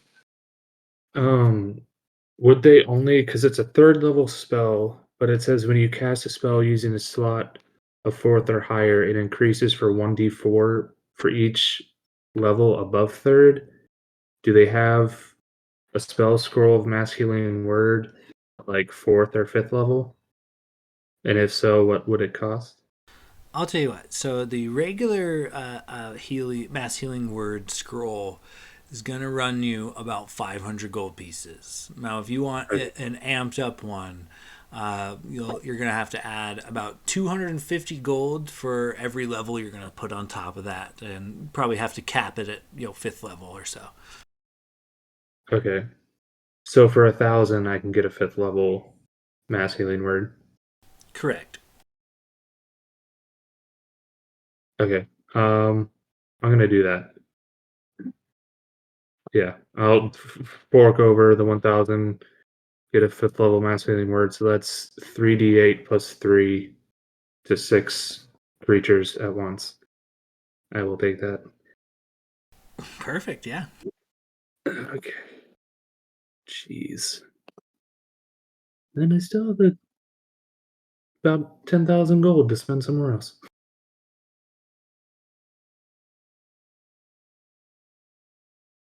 Oh boy. Okay, well I think Glader's all wrapped up here unless anyone else wants something. I think I'm all good at this place. Okay, so Captain thanks the clergy and marches out the door, taking point, leading the party through the winding streets and going up and down these polished cobblestone roads and whatnot, as the general population of high elves kind of scoff at you from behind their large, beautiful windows and whatnot, and as the coming and going of the city kind of goes on about you. You travel toward a few blocks down the road to another establishment. This is labeled the Magical Emporium, and they're similar to something you had seen before. There are guards on either side of the door flanking it, and they ask no questions and allow you all to pass in. No membership fees or anything needed this time. And as you guys kind of enter, you see a very familiar kind of shop. There is a wall covered with this like red velvet kind of curtain, and there is an elf behind a podium who sees you guys all come in. And as you guys do, you guys recognize the Magical Emporium setup, and also there is a very magical, very flowing like sign up above that says in no uncertain terms, no haggling. And hold on, let me roll a dice. And lucky for you guys, it is much cheaper than the last time you guys were in a shop like this. Essentially, you guys walk in, and this elf pulls this rope. And as he pulls this rope, this velvet curtain kind of drapes open, and you see just a plethora of magical items on the wall. You see weapons, trinkets, magical items, jewelry, armor, shields, just a plethora of magical items adorning this wall. I'm going to send you guys drop something in the feed real quick. So, you guys have seen this list of items before. However, this time, the non-negotiable price is actually only 400 platinum coins. So, that is where we are at. And I will drop the list in so you guys can kind of look at it, but I'll read it out loud real quick.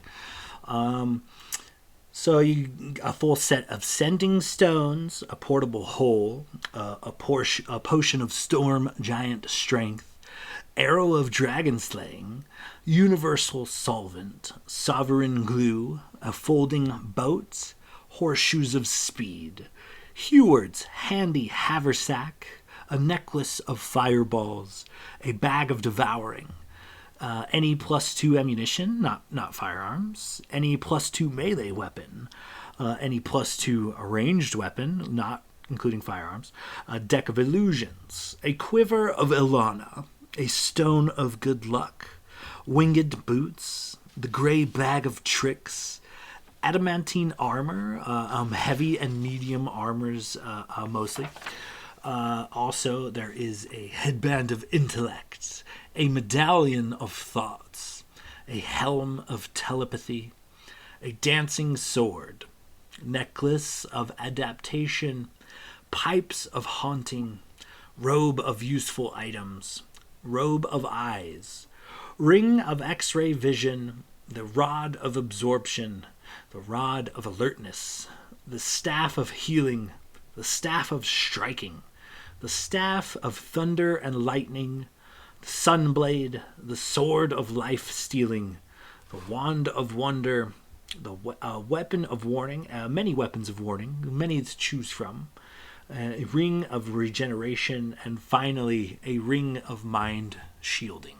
So, with these various items on display, dazzling and sparkling and ebbing and flowing with arcane energies, and this elf kind of waiving the customary checking of like your membership fee. Essentially, when you walk in with the captain of the guard, you are shown a bit of respect, and he is just happy to allow you guys to inspect these items or try something on, or just be as helpful as possible. So any item on this list, 400 platinum coins. Go ahead and let me know as you guys kind of peruse anything that you pick up.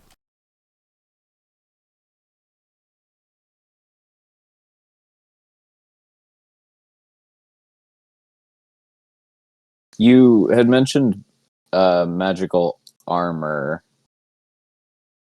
So I'm currently rocking +1 studded leather. Do they have anything that would be better than that? It currently gives me a base AC of 13.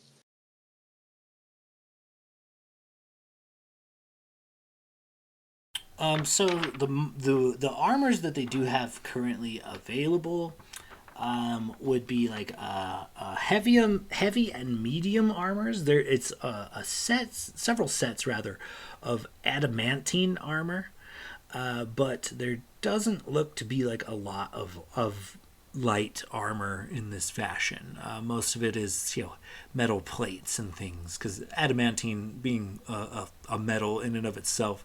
So they do have a lot of armors here, but none of them in the light armor category, unfortunately.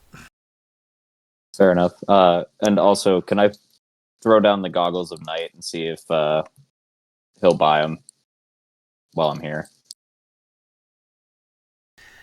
He picks it up and inspects it, and he says, "Well, trades have to be straight across. I can't do credit, so if you want to combine this with something else, maybe you're looking to offload, we might could just do a trade straight across. But as you're sitting, I could only get maybe 100 platinum if I'm lucky for this, so you're going to have to come up with something a little better. You match the price with an item or something, I'd be happy to trade straight across, but I can't give you no discounts, and I buy my wares from specific licensed individuals only." No, well, that's reasonable. I'll just tuck them back in my bag. I'm gonna keep perusing the list here.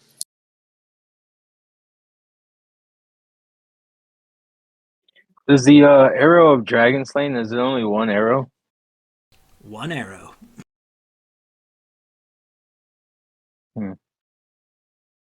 I mean, there are multiple arrows available, but the price is 400 platinum coins per arrow. How much is 400 platinum in gold again? Is that 4,000? 4,000, correct.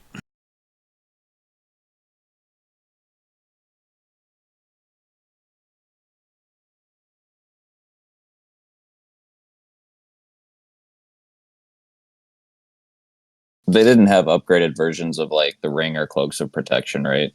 No, like +2s. You have not encountered any +2s yet, no.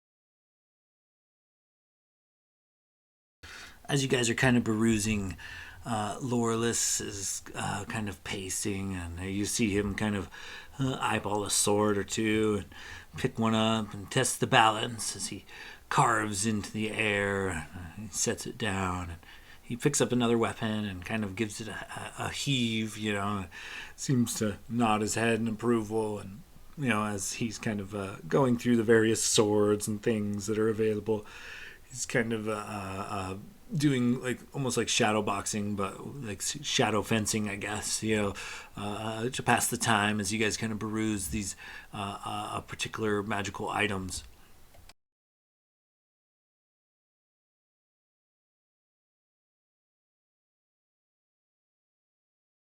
I'm gonna, I'm gonna buy a necklace of adaptation.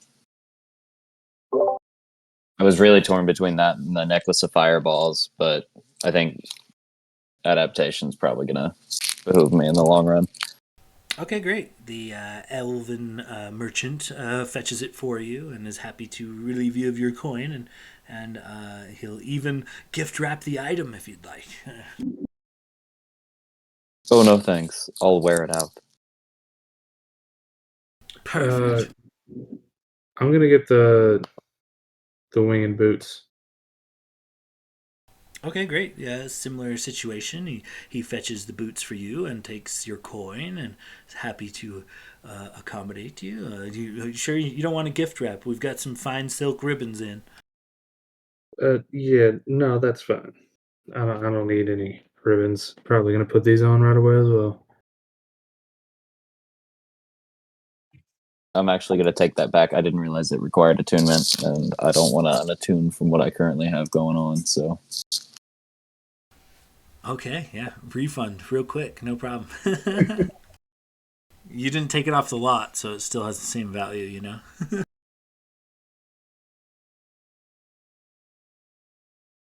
there were +2 weapons, though, correct? Correct. +2 melee and ranged weapons, just not firearms. There was also +2 ammunition available for crossbows and things. So it's going to be 4K for a +2 weapon. Correct. Mm. I'm gonna hold off. I'd like to check another shop. I think I'd rather look for a nice set of light armor somewhere. Maybe at a tannery or something. What would you give me for a dagger of venom?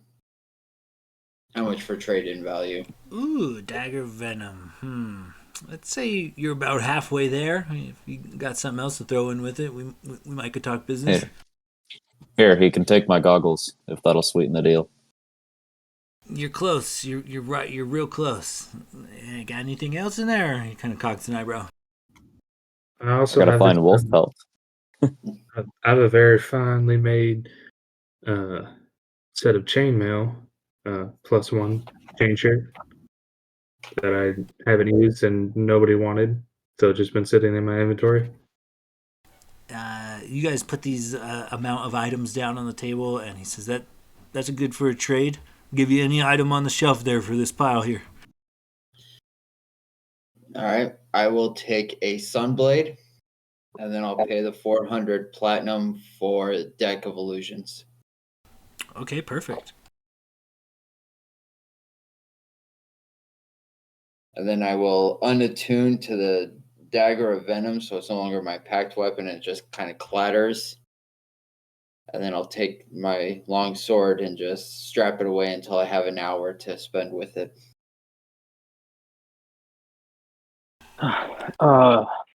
Logus, well, what can you give me for my cloak here? And it's a nature's mantle.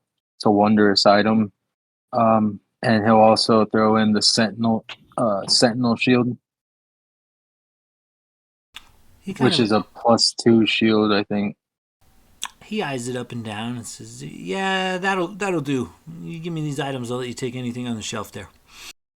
I'm gonna take the winged boots, and then I'm gonna pay 12,000 gold for 3 arrows of dragon slaying. Ooh, big spender. Do you want me to gift wrap these? He kind of stares at you as he pulls like a big thing of ribbon out of his pocket. It seems like you're eager to gift wrap, so yeah, sure. It happens so fast. Like you've got like these arrows are now like wrapped in like this almost like gold tin foil with a silk red ribbon tied around them, and he presents them to you. Thank you. Logus will unwrap it and put them in his quiver.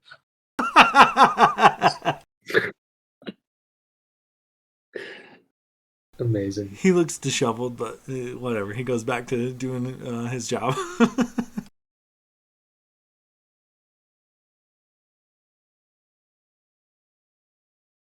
I think Blade would take the portable hole. Indeed, good choice. And he fetches it for you, and he's like, "This one's hard to gift wrap, but I'll give it a shot if you'd like." I'd I'll do you one try. better. I can't let you spend all that money, pal.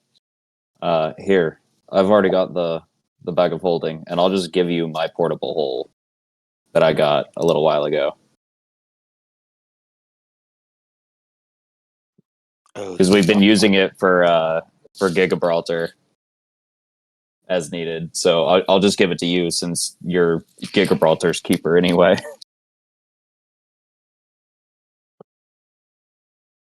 Oh, I guess if you're sure.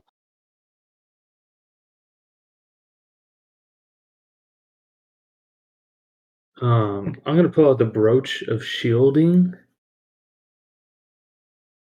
which I have that I think also nobody wanted, right? It just only gives you resistance to force damage and immune to magic missile spell. Does anyone want that? A what? Brooch of Shielding requires attunements. You have resistance to force damage, and you're immune to damage from the magic missile spell. We got it a No, I'm while good on ago. that. Yeah, we got it a while ago. Nobody wanted it. It's just been sitting in my inventory too. All right, going once, going twice. All right, I'm gonna pull out the Brooch of Shielding. How would you like to trade this Brooch of Shielding here for your fancy necklace of fireballs? Feel like they're of equal quality. Go ahead and give me like a deception check. Deception, they're both like wondrous items. I think. No, well, maybe not. Yeah, it's a wondrous item. Deception. Oh no. That's a 5. He kind of like crinkles his nose at it as he looks at it, and then back to the necklace of fireballs. I mean, you're close, but you're gonna have to come up a little bit more. This alone's not gonna quite do it. You know, you're a few hundred platinum shy. How about just like a little discount then? How about a Ooh, 300 plus the brooch of shielding, and I'll take that necklace of fireballs. go ahead and give me a persuasion check. Okay, much better at persuasion. Off the table. Okay, that's way fucking better. Holy shit. It's 22. All right, deal. He shakes your hand, takes your. He's like, "Don't tell anybody I did that. I'm not supposed to. It's not like a. It's not a thing, but I kind of want that." And he takes the necklace and pockets it rather than puts it on the shelf, and then fetches the item for you. Yeah, I won't tell a soul. Your secret's safe with me. Alright, alright, I'm good now. Blade's gonna look a little further into his wares and be like, what is that? And he kind of points at this probably little boat that he has on a shelf. Oh, this folding boat. Well, it becomes a large boat with a little bit of attunement, I do believe. But yeah, you can carry a boat in your pocket, and it becomes a decent sized ship on the water if you need it to be, or even potentially just a canoe. Something to paddle down the river in, or a ship fit for a crew of a dozen. Just depends on your needs and wants, I guess. But yeah, pretty impressive item. Hmm.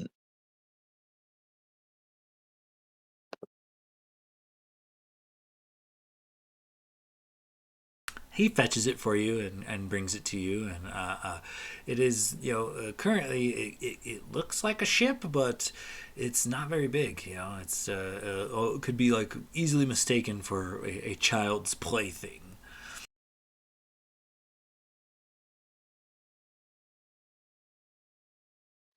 Oh, it is very nice. Maybe they'll come in handy. Sure, I'll pay for it. Excellent, and he fetches it for you. He want that gift wrapped as well. He kind of gives you a sly nod. Oh, absolutely.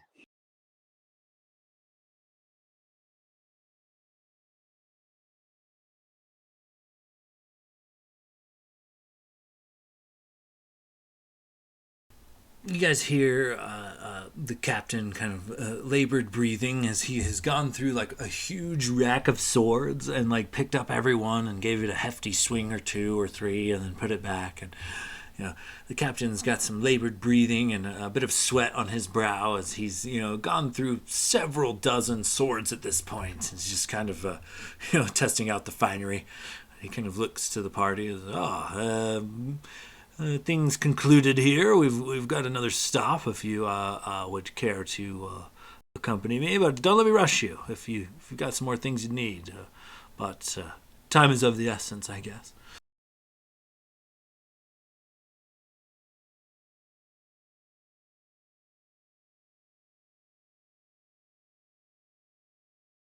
I think I'm about wrapped up here. I'd like to swing by somewhere just to see if I can find a decent set of light armor. I'd imagine with all these elves around, that can't be a hard thing to find. Oh no, we've like I said, we've one more stop on this shopping train at the very least, and more if you guys would care to go search the city, I suppose. I wouldn't mind finding an apothecary. Maybe find something to coat my weaponry in. See if we can't infect the dragon with something.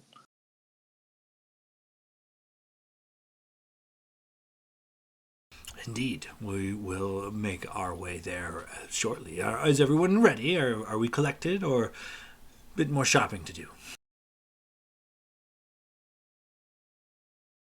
Well, I'm all fine here. I'm ready to see what else you have in store for us. Got some potions and a boat. I think I'm good.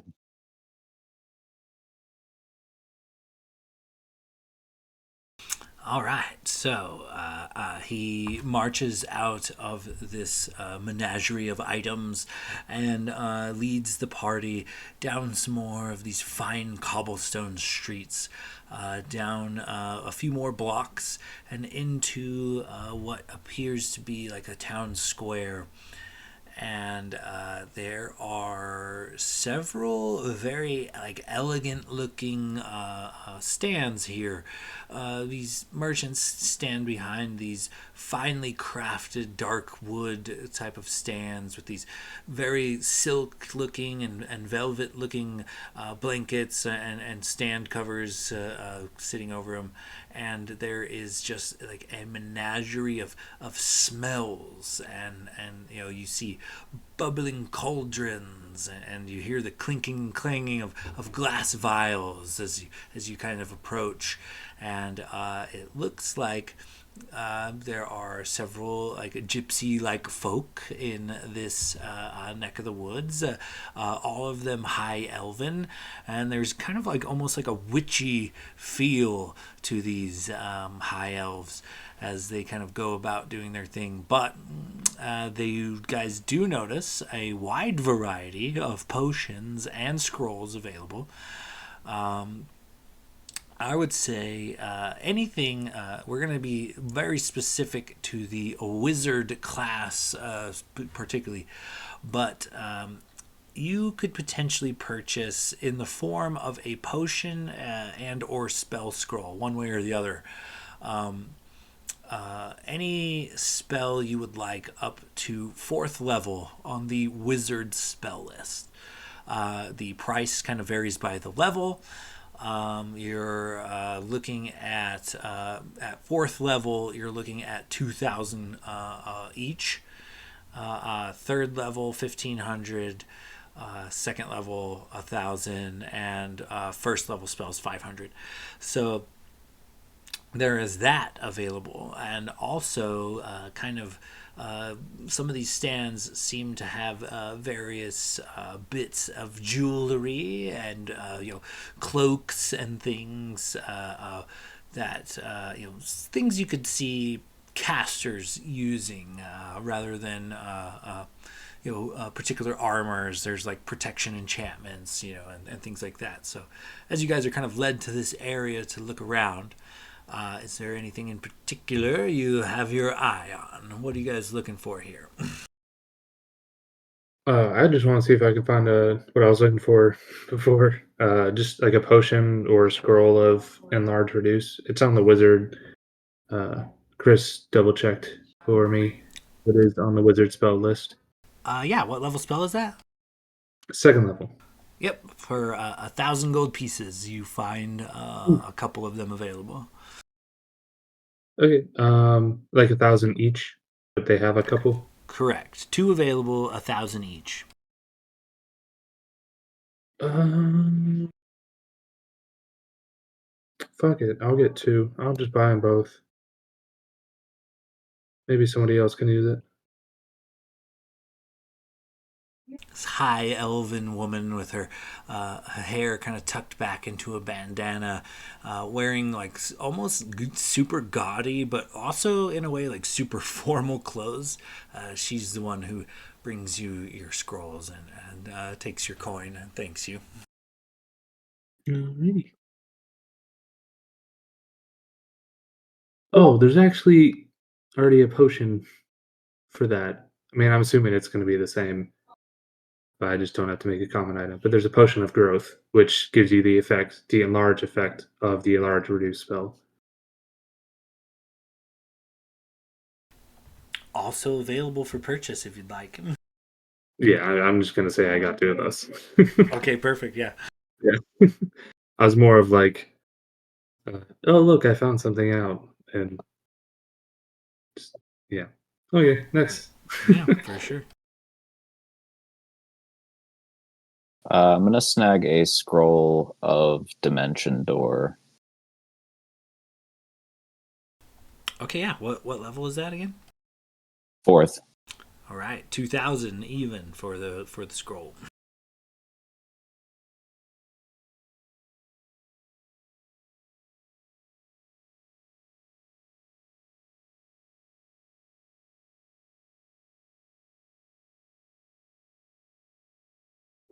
I'm going to walk over to Logris, as I'm assuming he might be perusing some stalls, and just kind of nudge him in the shoulder.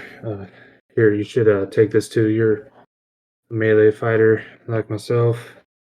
And I'm going to hand him one of the potions of growth. And this will not only make you bigger, but it'll make you hit a little harder too. So it only lasts, oh shit, 1d4 hours. No concentration required. Yeah, so it'll last for enough time for us to fight this dragon and make you hit a little harder too. Well, make sure we do some damage. Yeah. Thank you. I think it's like an extra D4 your damage.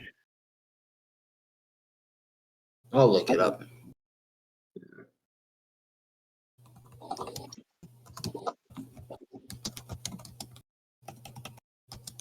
All right, so as you guys are kind of perusing, is there anything in particular you guys are looking for? I mean, hit the potions hard, obviously, but yeah, just let me know. Was this a place that we were also able to look for like poisons or veins we could apply to weapons, or is that going to be a different stop? Now that this neck of the woods seems to cover that stop as well. There are a couple of various like oils and poisons that you could purchase if you'd like. So I've got like plenty of standard just vials of poison. I'm looking for something that could apply like an effect, because these basically just do 1d4 poison damage. If they fail a DC 10 like con save, it almost never lands. Like I used it once and it's not worth it. I'm looking for something stronger. I don't know what that would look like though. So there is a variety of poisons that you could use to coat your blade if you're looking for something a little more potent. These are kind of like one-time use items, unfortunately, so it could get pretty spendy, but there are a couple with various effects. There is the Basilisk's Venom, which is a DC 15 con check versus Petrification. But that is 400 gold pieces, and it is a one-time use item. So, if you coat your blade and then you miss a lot, and you've got about an hour or so to land the strike after you coat the blade.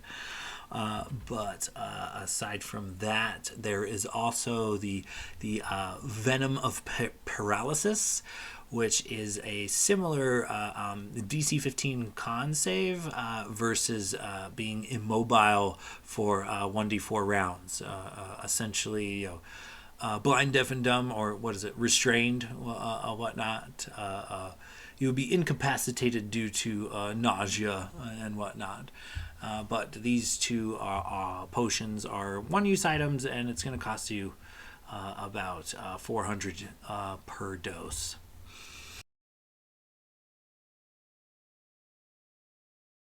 Heard. I might have to have you drop me the language of that in chat, but I'll take both of those.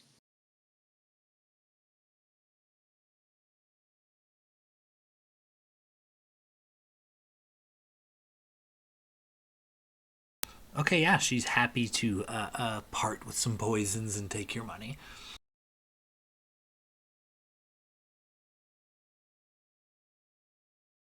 And I think that's it for me here. I'm just gonna make a stop by a place that would have light armor, but I'm good at this shop if you guys are.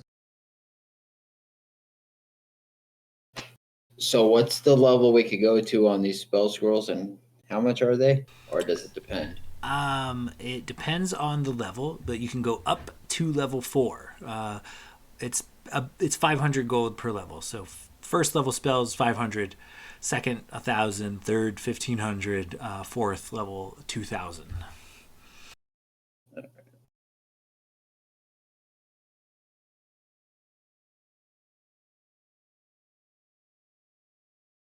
Just going through the wizard spell book to take a look. No worries, as you're kind of perusing through this, almost like a kid at a comic book shop, flipping through the many comics. There is a you can smell it before you can see it there, Renwick. But there is a small tannery off of this square, right nearby where these guys are shopping.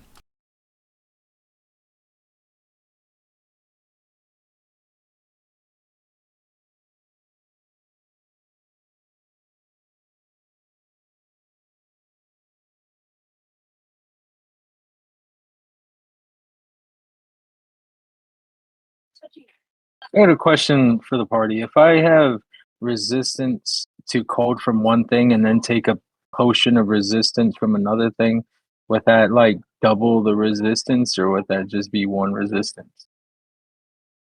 They don't stack. You could have resistance to like cold and resistance to like slashing, but you couldn't have like a ring of cold resistance and a potion of cold resistance like stack. It wouldn't work like that.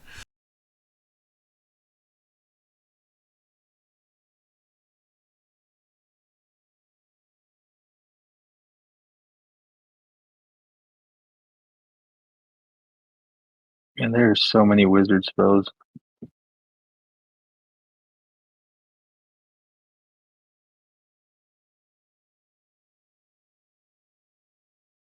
Now, would it be different if you're naturally resistant to cold and you take a cold?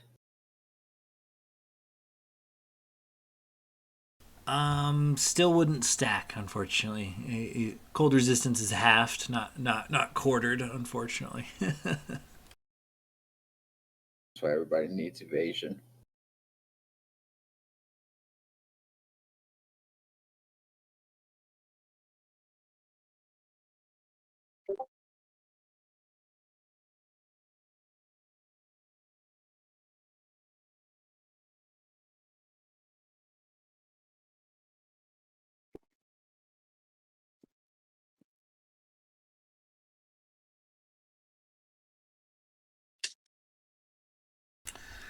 As you guys are kind of perusing the area, and once again, the captain is kind of poking and prodding at things. You hear him jingle a couple of potion bottles together as he's picking them up and looking, inspecting them, and talking to some of these elven, witchy type ladies. And he's making some small talk. Looks like he's turning on the charm, trying to talk to one of these ladies. Hold on, let me roll the dice here.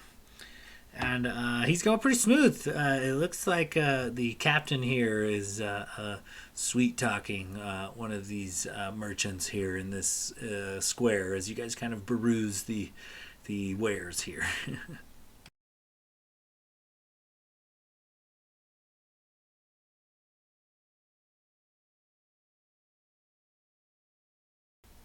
In this immediate vicinity, Renwick, there is a stand that sells some various gear you would expect to find on a caster.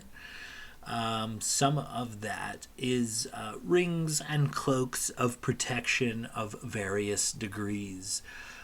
If you are interested in purchasing those, there are a single ring and a single cloak of protection, both +2, but also both labeled with a 4,000 gold piece price tag.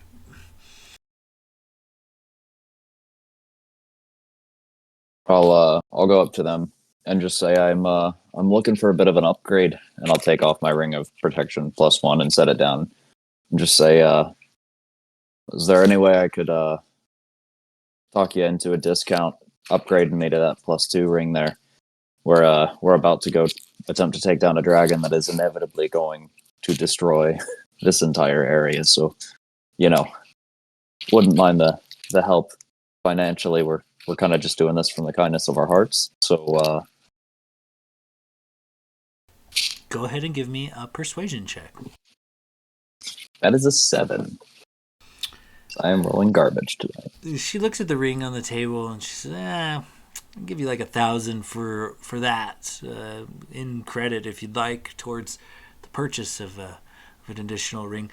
But really, people should not let their children fight dragons. Where are your parents, child?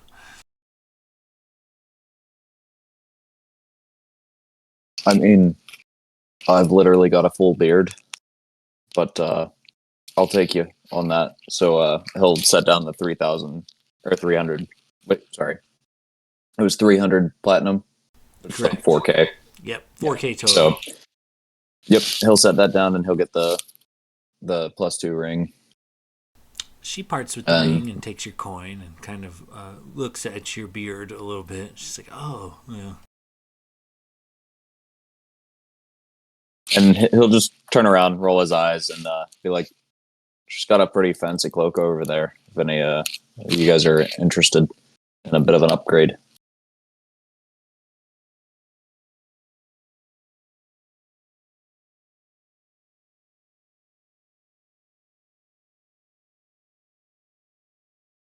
What other cloak was it? A cloak of protection? Cloak of protection +2, and it comes with a 4,000 gold piece price tag as well. Certainly be an upgrade over my other cloak of protection, but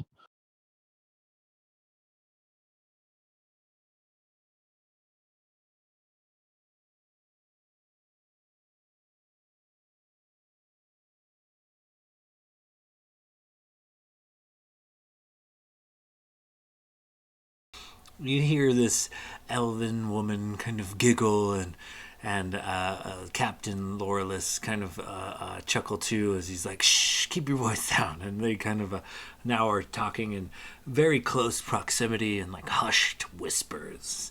It's kind of look like Captain Loreless is making a move here as you guys are kind of perusing the wares.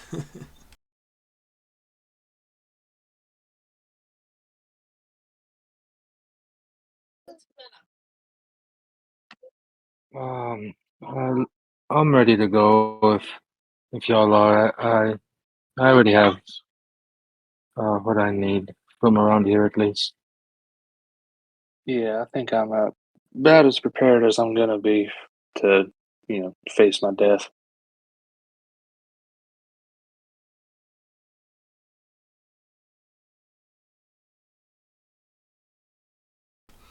All right, and as the captain kind of concludes talking or flirting with this elvish woman, he very jovially, with a smile, ear to ear, kind of comes over to you, the party, and well, I don't really have any other fancy pit stops. I do have some troops I need to ready and rally.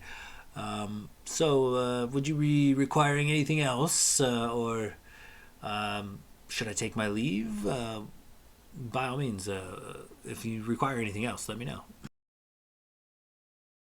Um, do you know a location where we could perhaps buy some cold environment clothes? Locris's mother, who's Dardros and Initiari, kind of been tagging along for this trip, she clears her throat and says, "Don't don't you worry about that, dearie. I've got you covered. I'm not about to let my boy and his companions go running around in the snow and ice. I'm the best seamstress in this side of the city, so I will personally make sure you guys are well equipped, and you won't be paying a penny for it. I refuse to take any money."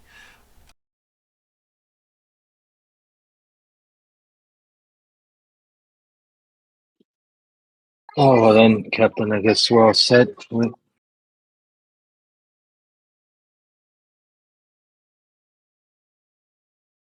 Well then, I will be taking my leave. Thank you, and I guess we leave in the morn. I'll meet you guys at the Twin Horn Club. We'll pick up Tutu and his crew, and we'll head out from there. So tomorrow morn at the Twin Horn Club. Sound good?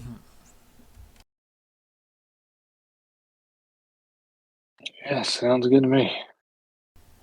He nods and takes his leave, and as he does so, he waves to this maiden he was kind of flirting with, and she waves back and kind of blushes, and then he takes his leave, heads down the freshly cleaned and polished cobblestone streets, and becomes one with this crowd. As you guys are kind of perusing the area and whatnot, picking up a few items here or there, how does the party proceed from here? Yeah, I would say at this point, you're probably looking at afternoon, probably like 1 p.m. ish in time.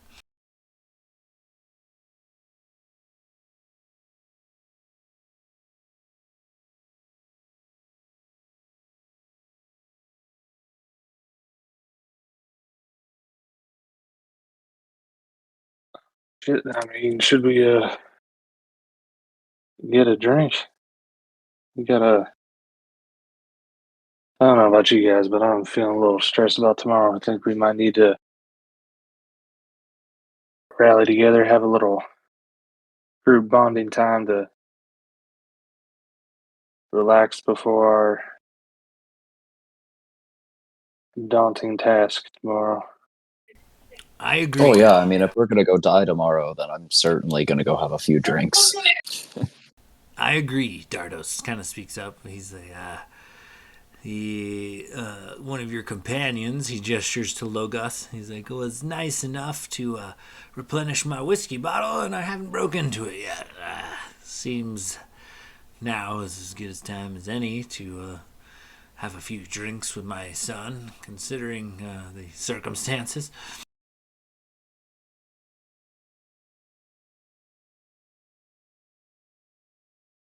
Um, so what's our plan? So tomorrow, did they say how long of a travel it was to the final storm's domain, like its lair? Nobody asked, actually, so no, that info Oh, was not divulged. damn. Can I ask Lokes' dad if he's heard any rumors about like the relative area of where Yeah, this dragon? let me roll a dice real quick. Oh, okay. Dardros kind of responds with, "From what I hear, the the other side of the lake is where you'll find the much of the wood there has been turned snow and ice, freezing plants and animals alike in their tracks, killing off quite a lot of the wood there. But that's what I hear, and I didn't know it was necessarily a dragon. I figured curse or a group of hags got out of control, but yeah, rumor has it just on the other side of Lake Sillerin, the probably a good place to start.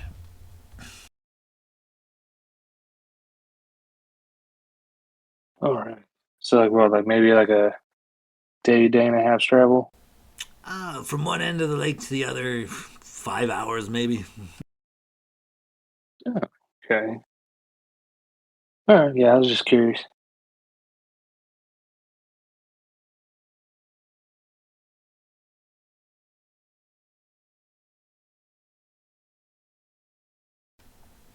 So Is there anything else in the area you could think of that we should be on the lookout for? I mean, I'd imagine a dragon scares off most things, but just in case we come across something on the way there. I wouldn't even know. I from what I can gather, the other side of the lake's got a couple of homes, a couple of like fishing docks and whatnot. I ventured out there once or twice for a couple of repair jobs, but I never really ventured into the surrounding countryside. So I mean, your guess is as good as mine. But yeah, I could maybe ask a friend on that side of the lake if there's anything specific about the terrain that you guys should know, but that's providing that they're still there. From what I hear, the other side of the lake is pretty icy.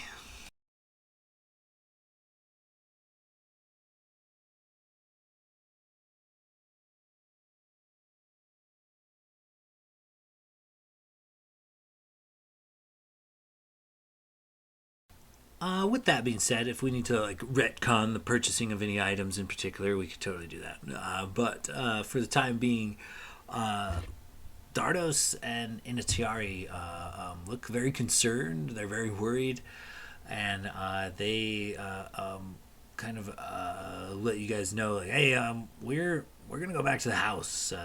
Inatiari is going to prep some things to make sure you guys stay bundled up, stay warm, and I'm. I'm not gonna lie. I'm gonna go get a head start on that whiskey bottle. You guys coming, or you guys gonna go out and have a few drinks around town, or make sure you come back now? I mean, we'll put some more seafood up. We'll see about getting ourselves some chowder slurry going or something. But please come back by the house. Locris, do not go on this venture without coming and seeing me and your mother. Don't worry, we'll be That's there for fine. dinner tonight. Excellent. And he and his wife kind of go as Dardros and Inatiari kind of leave. Inatiari has basically been sobbing for like almost an hour straight, and she like constantly looks behind her with her teary filled eyes, and it's hard for her to tear away from Locris as she kind of is ushered by her husband down the cobblestone streets and back to their neck of the woods.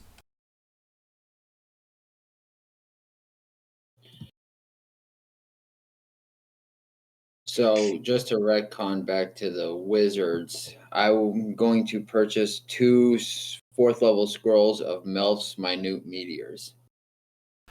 Ooh, good choice. That's one of my favorite spells. The witch says to you as she takes your coin and produces these scrolls. And he said that would be 4,000, right? Correct.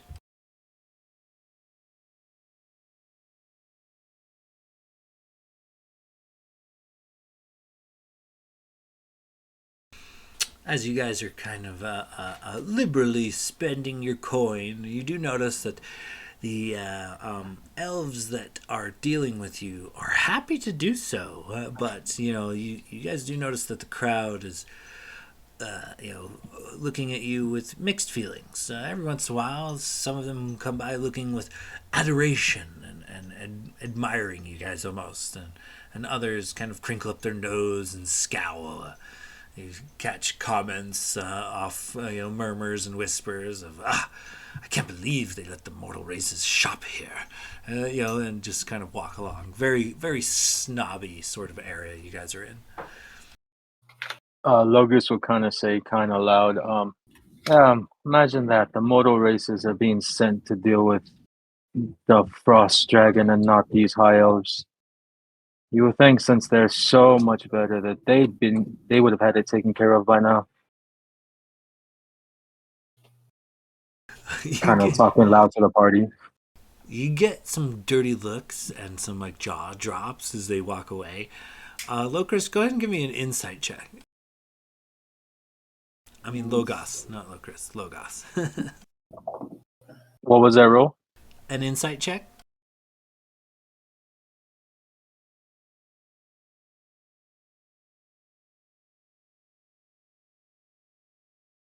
17 total. That's enough. With that, you kind of realize as you say this out loud, a few people disperse, and they're kind of like, for more or less, shocked at your proclamation.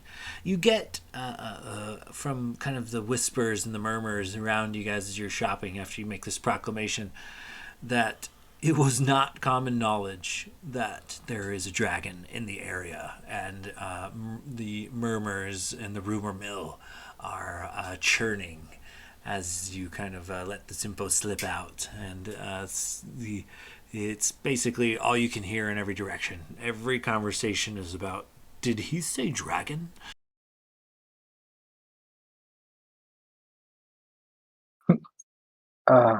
I thought that was common knowledge. Maybe we should go.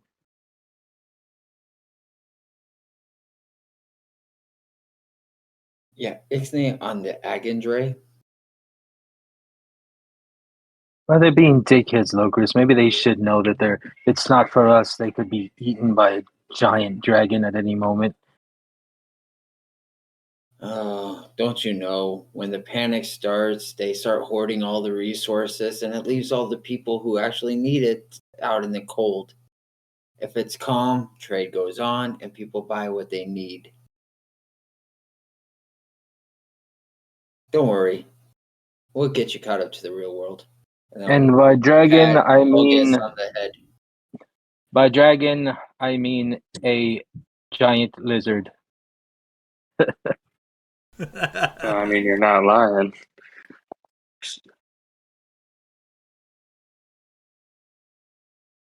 So now that there's several people kind of like whispering about dragons and whatnot, and you guys are almost being tailed. Like people are curious or disgusted enough to want to like see what's going on. People are hear rumor about this new band of heroes that's commissioned to do something by the king, and now more rumors about dragons, and then still other rumors about how it's all just a ploy to get the mortal races to fail in public light so that we don't have to have discussions like this anymore. Like that kind of type of stuff. A very wide variety, but you hear the goings on and the eavesdropping of the crowd around you. And as you guys are kind of finishing up some shopping, how do you guys proceed from here? Well, last night on Earth. Let's go get drunk. Sean, I'm actually gonna retcon something. I totally spaced it. I have the boots of the mogul, and I just bought wing boots. So I'm gonna go over the list and just swap it out with something. I'll let you know when I figure it out. Okay, sounds good, man. Yeah, I say we go get drunk. And before we go get drunk, is it all right if I go back and grab that cloak of protection? Yeah, 4,000 for the cloak of protection plus 2. Would he be willing to take a swap for the regular cloak of protection? That will take $1,000 off the tag, so 3,000 if you traded the cloak as well. Perfect. I will swap it out. Excellent. As you guys kind of start planning on maybe having a few beverages, where did you guys want to do that? You do notice, and Locris, you would know that there are several like elven distilleries in and around Sillerin, but for the most part, the Elvish district in which you guys are shopping, you are unlikely to find the more like kind of dive bars. You will find what more like a lounge where it is like fine pipe tobacco and top shelf wines and things here in the Elvish district. If you're going more for like a couple of beers and a shot of whiskey, you probably going to have to go for like the outer districts. So where do you guys think you would prefer to drown your sorrows?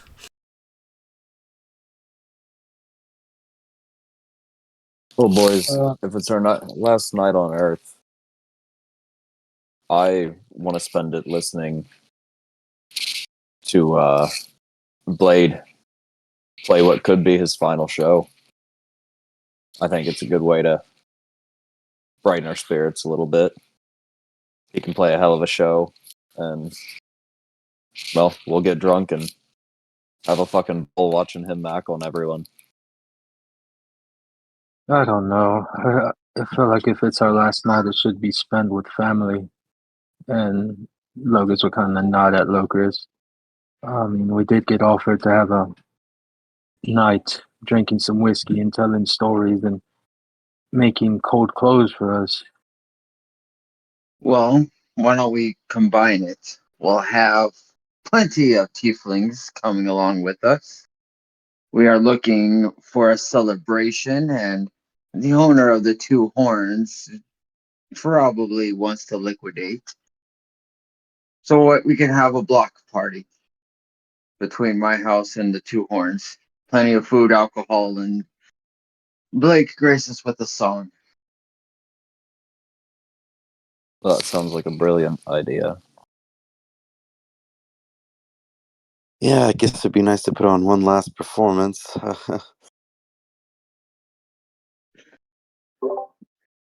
Won't be the last. I'm sure you could perform for the dragon as it's freezing all of us to death.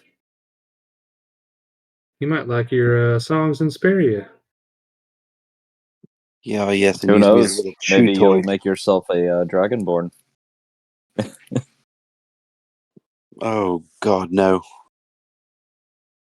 But at least you have inspiration for new songs, like Ice Ice Baby, or Honey It's Cold Outside, or maybe even start a band like Imagine Dragons. These are all great names, and he's gonna start taking notes down. Okay, so as you guys make your way out of the kind of elvish, high elven architecture areas and out of the walled security of the inner city back to the communities that have sprang up on the outskirts, back to the more tiefling district, and finally up to the Twin Horns Club. And as you guys kind of enter, you see a massive celebration going down. People are like falling out of second story windows. It is like a rowdy, crazy club at the moment. There seems to be people gambling. There is just a pile of people drinking. You can see Tutu surrounded by a bunch of his guildmates sitting kind of in the middle of this bar, and they're all glued to him, rapt with attention. And the bar's packed elbow to elbow, and everybody's listening to Tutu, and Tutu's telling a story. And his story is, from what you guys can tell, somewhat embellished. And as you guys kind of enter the club and you see the gambling, the drinking, and the full house, when you get closer to Tutu, you hear him calling out, "And so, all these elven cunts, they had me backed up against the wall. And I told them, you know what I told them? I told them," he takes a big swig off a bottle. So I told them, "You're a bunch of cunts. and then they all agreed, and then they let me go. How about that? And the cheers around him kind of go wild, and he takes a big swig off of a bottle, and people are cheersing his mug. And he says, and then after all that, they begged me to help them with their dragon problem, and I was reluctant at first, but I'm pretty sure I got this. And as he's just like housing this liquor, and cheers and admiration abound. People are clapping him on the back and bringing him shots, bringing him refills, and he's just kind of regaling in the attention as you guys kind of enter. So tell me how you proceed from here. Glader's taking his significantly lighter coin purse and putting it by his coin purse before he even walks in the door. Perfect. I think we established it's canon that we all keep our coin purses next to our coin purses after what happened. I just like to make it known just to be sure.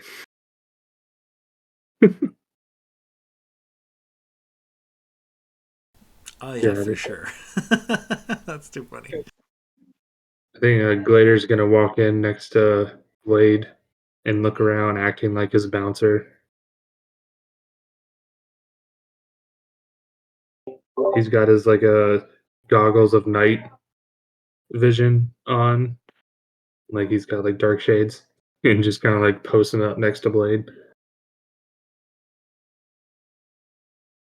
It definitely makes it hard to see Gladiator because it's like 4 in the afternoon at this point, but it looks cool. Sometimes you gotta sacrifice functionality to look good. He's like not even standing next to me. It's just someone else. I'm just standing next to some random person. Like, yep, man, I got your back.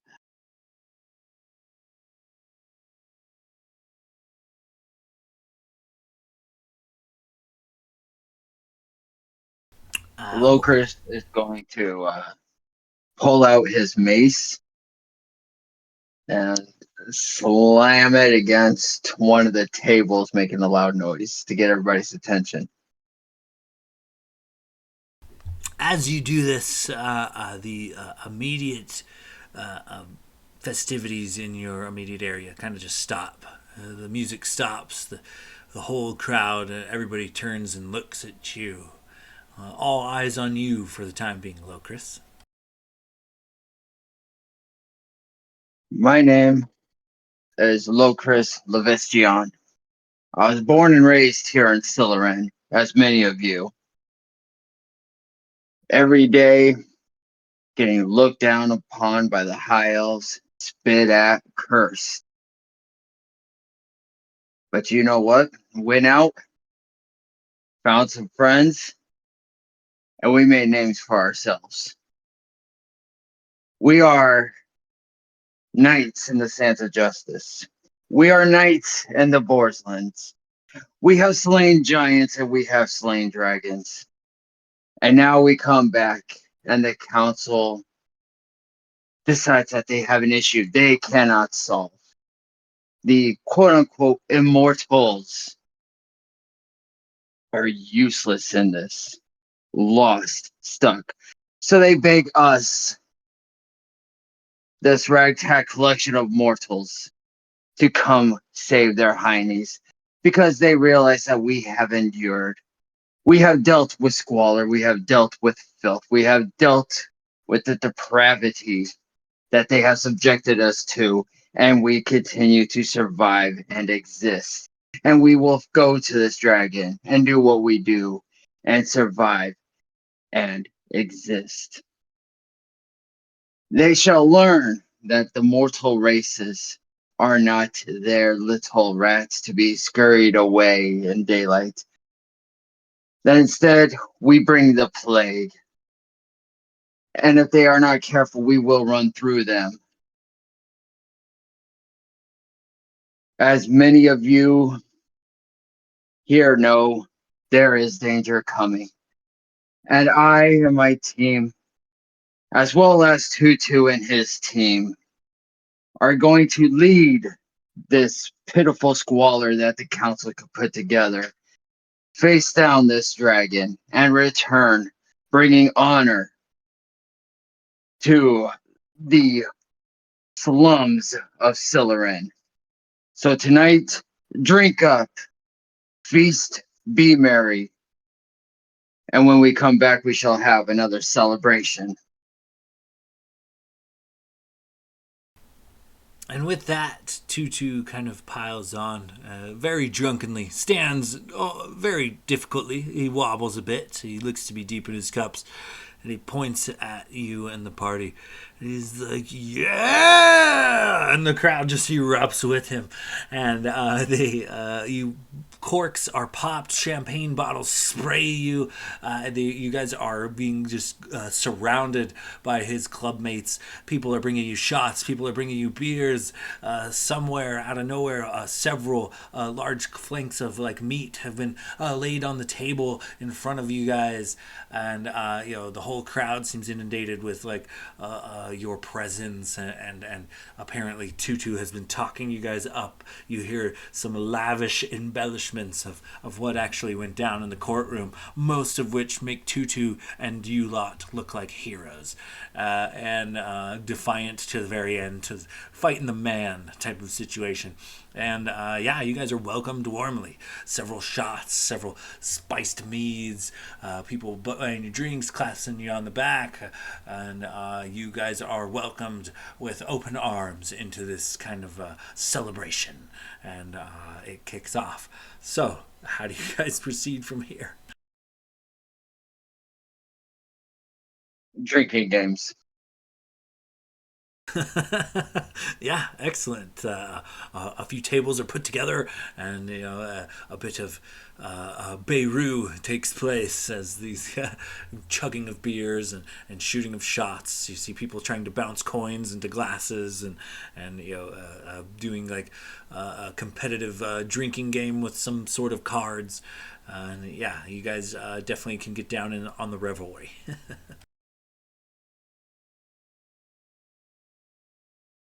Hey Sean, was there just one cloak of protection, or could I just retcon that instead of the winged boots, I got a cloak of protection? Cloak of protection, same price. Yeah, you can retcon that and get a +2 cloak of protection if you'd like. All right, cool.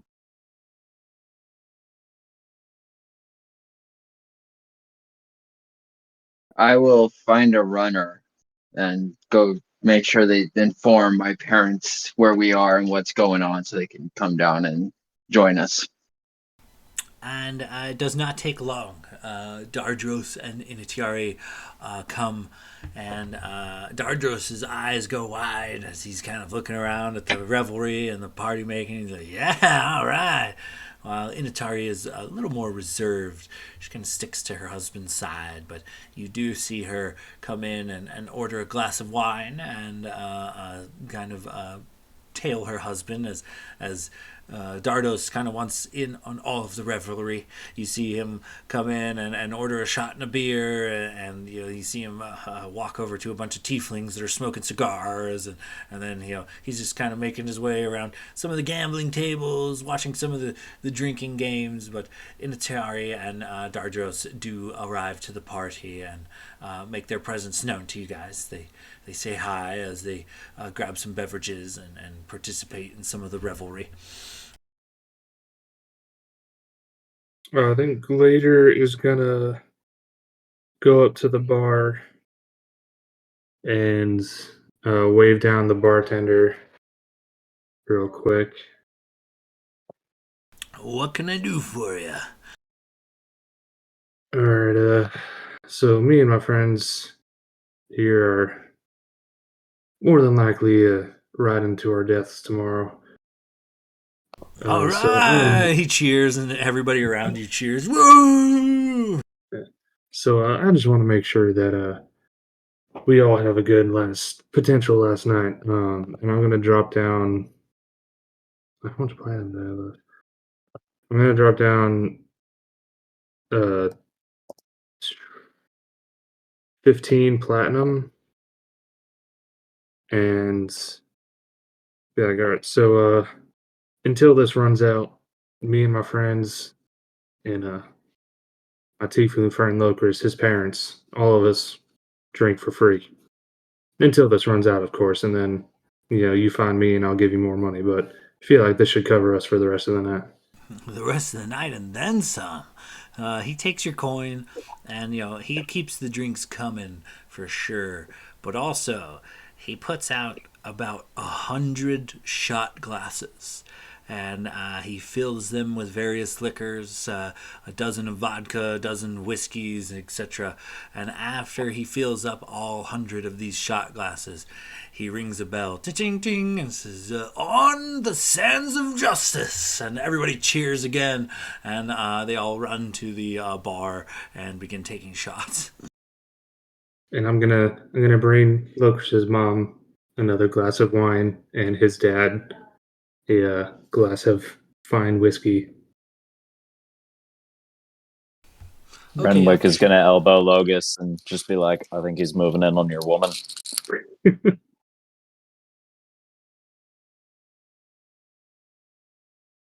Locus is just eyeing Gladier as he's buying Locus's mom's a drink.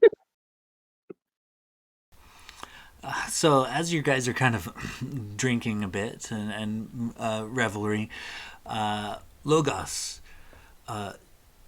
Dardros comes walking up to you, and he kind of clears his throat. He says, "Heard a few things there, Logos. Please let me see your spectacular hole and enter it thusly."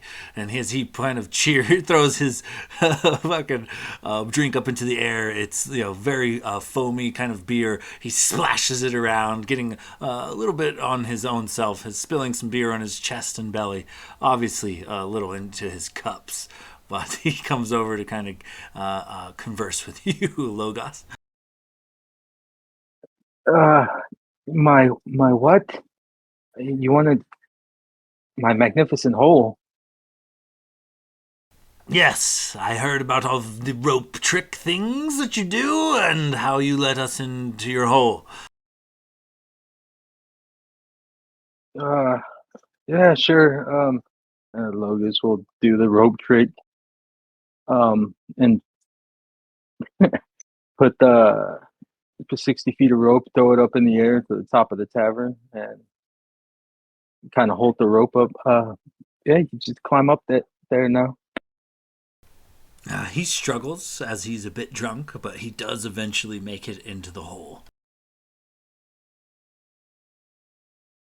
Am I supposed to follow? He kind of pokes his head out, like, so what's so great about this up here? He kind of looks around, and his head disappears into the hole again. Logus will kind of shout up. It gives us a place to rest. It's a nice, quiet place. It's nice up there. After some time, 5-6 minutes, Dardros kind of makes his way down the rope ladder and says, well, interesting. He kind of pats you on the arm. Says, well, weird, but cool. I don't know. Magic, it's odd. He takes another hefty gulp of his beer. Says, I hope you don't mind, but I peed in the corner up there. And then he kind of just wanders off into the crowd. No, it's okay. It's magical. But I hope you enjoyed it. Logus was like, it was fucking excellent. weirded out. He walks over to a bunch of other. He walks over to a bunch of other tieflings and like, you guys gotta go check out that guy's hole. It's really great. And he takes a big swig, and they all kind of laugh.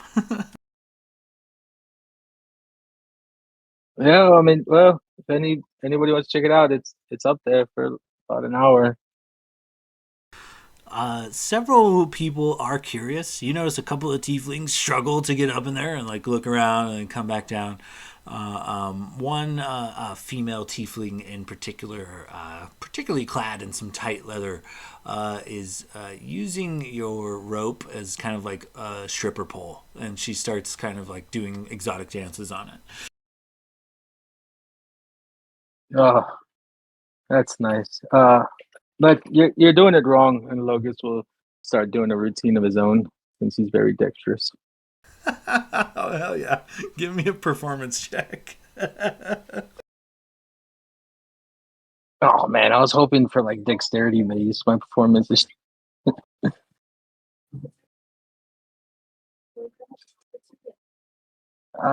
it's an 8. It's a lot harder than it looks, Logos, and maybe you had a drink or two too many yourself. As you kind of spring for the rope, it falls through your hands, and you don't make a firm grip as you kind of try to go to replace her. You're very stiff, very rigid, and most of the interest is lost immediately. They're like, "Boo! Well, bring back the chick." A couple of guys come climbing down out of your hole, and they're like, "Cool, oh, man, thanks." And you clearly see them zipping up their zippers, and the smell of urine is strong in and around your hole. What the heck? All right. I'm glad you enjoyed it. Sorry, ma'am. You can get back doing your thing, and Logus will back away. It's like very embarrassed.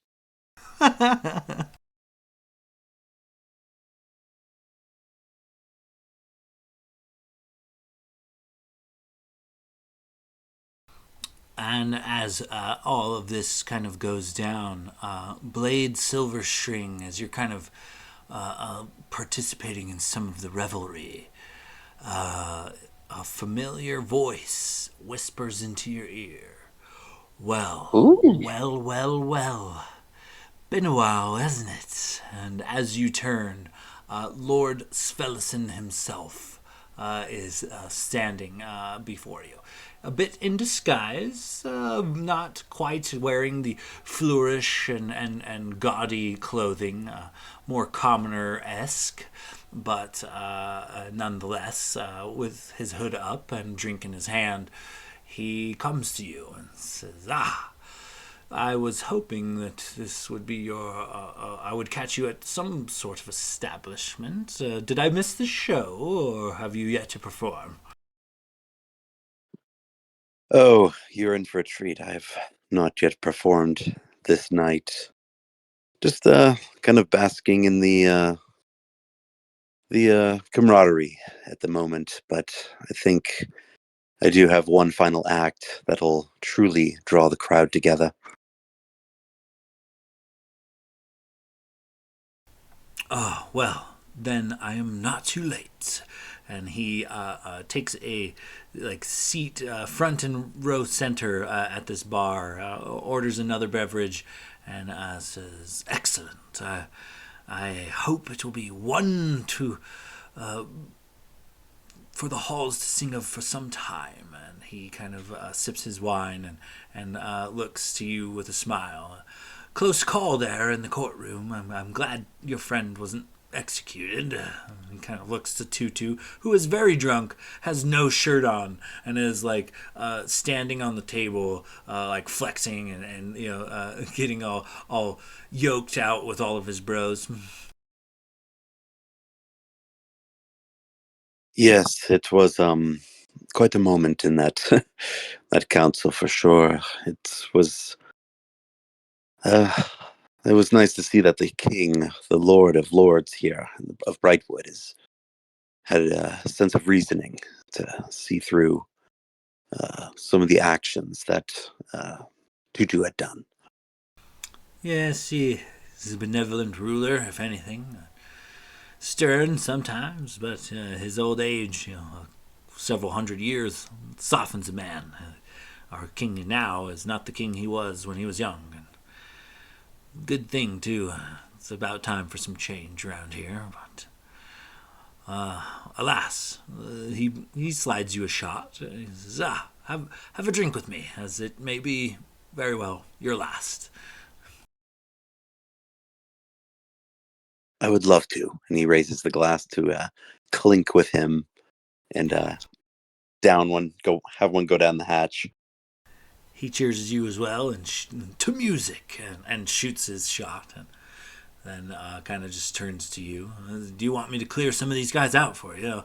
I got a handful of spells at my disposal. He kind of cracks his knuckles. I can blast that table clear of tieflings, no problem. He smiles. Well, I think it might be getting to that time, but speaking of music, you being one familiar with these lands and the art, crafts, what's the word I'm looking for? The ones that are of great craft and trade. I'm looking for a potential someone that could maybe help me forge an instrument. And I don't know if you, being a lord, would know anyone around these parts that could. Oh, I could have something commissioned, real special. Like what did you have in mind? I know several artisans that we could call upon for this task. Well, and Blade will pull out his dragon tooth lute and looking at it, and he'll be like, "My lord, I don't know if you've ever seen a material quite like this, but this is actually made of a dragon's tooth, and not from this plane." And he kind of shows it off to him. Interesting, fascinating. He takes it and studies it and plucks a string or two. Ah, even still in tune. Fascinating. If things go our way and we do manage to take down this dragon, I would certainly love to have another one forged, but rather than a separate instrument, I'd like to have it combined with this one to make. You may not have ever seen something like this, and I've never seen anything like it, but I like to have two necks on a single lute. Well, you must have some fast fingers indeed, played Silverstring. But we'd consider it done. You do me the solid of returning the greatest bard to ever walk my presence, and I will see that this lute is commissioned for you. Thank you, Celestin. I appreciate it, and I promise I'll give you a show you won't forget this evening. Oh, just what I came for. He perks up and sips his bottle of wine and kind of gives you his attention.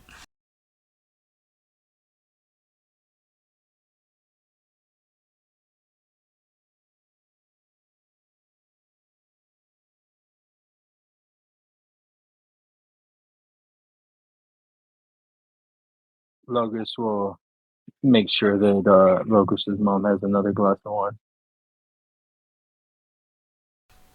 She does. She has another glass of wine. Maybe a few too many cups, because after like 2 or 3 glasses of wine and all the merrymaking, her and a couple of the other girls at the bar seem to just like have found their own little corner, and they are having a good hard cry fest. Like there's smeared mascara, they're sobbing, they're trading sad stories, they're all worried about her son.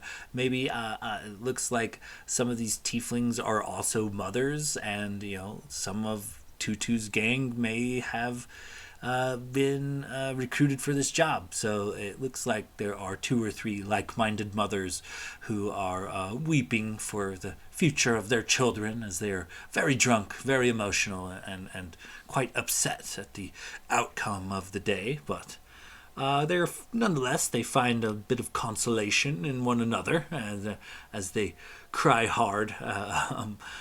She does dry her tears for a moment to accept a glass of wine from you, and she thanks you. Ah, Logos, you are such a gentleman. She pinches your cheek as you deliver her a glass of wine.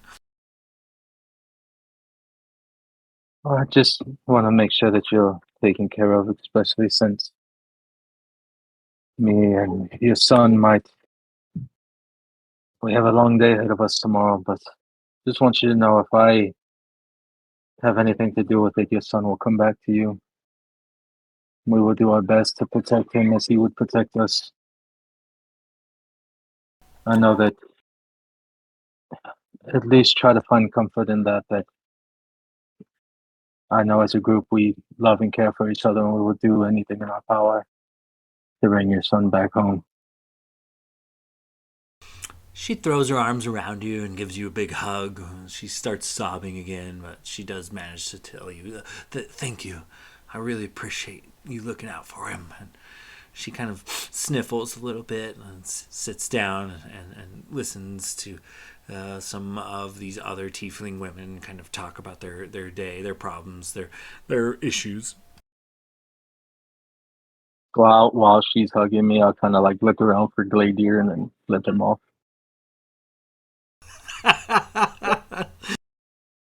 Bitch, my passive perception is 11. I don't see it.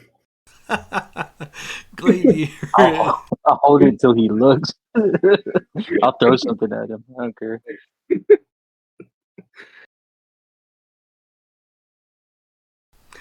Does an arrow of dragon slaying work on dragonborns as well? Probably, yeah. Just fucking kill me to get so you can flick me off. One arrow probably wouldn't kill you, I don't think. No, probably won't kill me. Still. Dick move. Logus will make his way over to Gladier. How's it going, buddy? How are you feeling?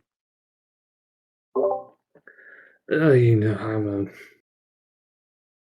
about a few, many few cups deep now, and I'm feeling pretty all right. How are you doing, friend?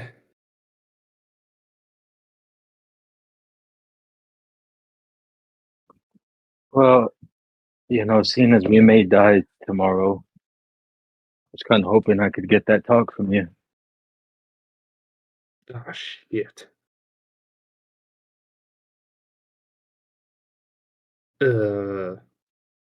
I mean, it's kind of loud in here. You really want to be able to hear what I'm saying. And there's all these people we need to entertain. You know, they're all here to celebrate us. I bought them all drinks. It'd be rude to leave at this point. We don't gotta leave. I'm very perceptive, Gladier. I could pick your voice out of a crowd of people. Give me one second. Can I just like look around the room and trying to find at least somewhat attractive female? Yeah, go ahead and give me a perception check. All right. Like just objectively pretty tiefling. I mean, I'm assuming everyone in here is probably tiefling. A majority of the crowd, for sure. You know, actually not bad considering later. It's a 13. So with a 13, you've got some beer goggles going after a few cups, but it does suddenly occur to you that part of Tutu's club, part of Tutu's gambling and drinking establishment, also includes a plethora of hookers. There are women of the night, courtesans, if you will, and there are, a dozen at least, kind of working the crowd. You clock this as you kind of look out. I assume I'm nearby with an 18 perception. Would I have been privy to this conversation they're having? Certainly. They're your party. You probably wouldn't be more than an arm's distance away anyway. I think as Gladier is basically starting to look at potentially trying to set Logus up, I'm just gonna kind of like catch his attention and wink at him, and I'm gonna go scout the crowd and try to mac on somebody and like start wingmanning and like talk him up. And so can I find like I don't know, I guess just an attractive looking non-hooker in the crowd? No, get him a Sure. hooker. Wait, I guess would you Would you like an insight check to see if I can find somebody who's not actually a hooker? Yes, I would. All right, I put my dice away, so we're gonna leave this up to Aubrey, which we all know how that goes. So, Logus, we're making you a man tonight. Damn, dude, that bitch is gonna have no teeth.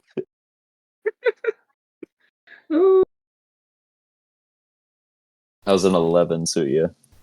You're pretty sure that most of the women that are currently crying in the corner with Locris's mom, they seem to be older ladies. They seem like probably not hookers.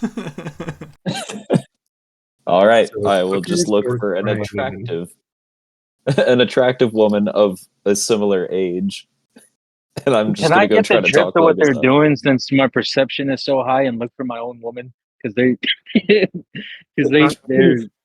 I would have turned after I saw Renwick start going off and he gave me a wink. I would have turned back to Logus and just be like, we should definitely have this talk. And you're right. We're going into this dangerous situation tomorrow, and you know, we're gonna do it. We're gonna figure this out for you. And I mean, I'd be willing to roll like a I don't know something to try and distract him. So maybe deception or something, whatever you want me to roll. But I want to try and distract him so he doesn't catch on to what. Because I feel like Renwick and we've all been together for a while, so I can kind of get the unspoken communication kind of thing. What Renwick was going off to do. Okay, yeah, I will say give me a deception check versus Logos's insight to see if he Yeah. notices you guys trying to pull a fast one. we'll leave it up to Avrai. Better roll. Okay, yeah.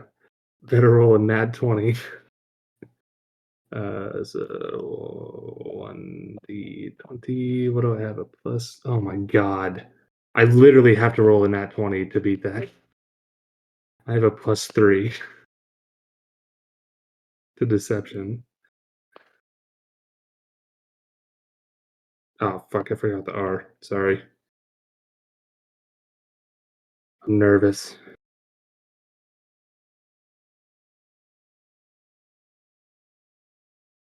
Shit. You're trying to sell it, but Logos, you kind of get the sense that he's up to something. You caught the little Renwick sly wink as he kind of slinked away, and you definitely get the heads up that something's up. Your buddies are trying to pull a fast one. Logos will kind of side eye him, but seeing as that he's got no game and kind of nervous, they'll kind of just go along with it for now. Now, just come with it. We're gonna figure something out. So I got you. Just trust me. We're gonna. Yeah, just come with me to the bar. Let's get you a drink, and then we're gonna have this conversation. And I'm just gonna put my arm around him and take him back up to the bar, and wave down the bartender and get. I'm hoping still another free drink. Hopefully, he hasn't Oh gone yeah, through 15. oh yeah. You dropped a hefty amount of coin. He serves you guys up quick and in a hurry. All right, and then So as we're walking, so my mother told me a little bit. She said something about bees drinking the nectars from flowers. But I'm confused of where the birds come in. yeah, see, there are these birds, and there are also bees, and I'm just gonna pause and look to try and find Renwick, like in the crowd.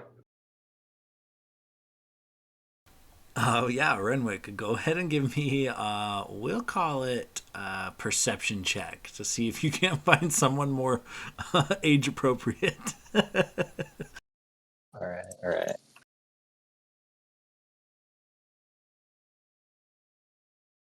Okay, 15. With a 15, you do spot a more than just a lot of tieflings drinking here. It looks like a couple of half-orc women are also enjoying some beverages. They are very large and very muscular, but as kind of some of the looked down upon mortal races, this is their drinking hole of choice. It looks like a trio of half-orc women kind of shooting shots. Look to be playing a bit of a drinking game. And you would assume that they are not hookers by the amount of weaponry hanging from their belts. I will take it. I'm gonna go over there and just introduce myself. Just be like, ladies, how's your night going? The name's Renwick. I'm here with the Sands of Justice and Tutu. We put the shindig together. Hopefully you're having a good time. My friend over there, the real cute one with the pointy ears. Well, quite frankly, I'm just looking to find him love. We've been on the road a long time. He's saved me countless times from dragons and beholders and bullywugs. Hey, he's an environmentalist. He cares about nature, and he's just got a heart of gold. I mean, he's adorable. Plus, I'm pretty sure you could bench press him, and I'll wink and just try to like see if I can get any of them interested in him. Okay, give me a persuasion check. I really wish I had higher persuasion. I thought that I did, but I always get it fucked up, and it's only a +3 on Renwick. But 18. As these ladies are drinking and shooting shots, one of them turns to look at you. She's got like a shaved sides to both of her heads, or both of her heads. On both sides of her head, she's got this like shaved kind of look with this like pretty large black mohawk going down the middle. And she, being a hefty Amazonian type of woman, she kind of turns to you and says, He needs loving, and he's a good warrior. He's one of the strongest warriors I've ever seen. He's a hell of a shot from 100 yards away. He's got eyes like an eagle. And quite frankly, his arrow flies true, if you know what I mean. And he'll wink again. My tribe needs new blood. She kind of looks down to her belly, which is currently very ripped. And then she looks back over to Locris and or Logos and Gladier as right about the time Gladier is kind of scanning the crowd for Renwick. And as he kind of looks over, this large, muscular, very fit half-orc woman makes her way across the bar over to Gladier and Logos. And she is very direct and very blunt. She takes one of her big, meaty sausage fingers, places it directly in Logos's chest, and she says, You snoo? She questions. Logis would kind of look to Gladier, kind of confused. Uh, is she gonna teach me about the birds and bees? I don't know what that means. If you look behind her, Renwick is just giving you 2 thumbs up.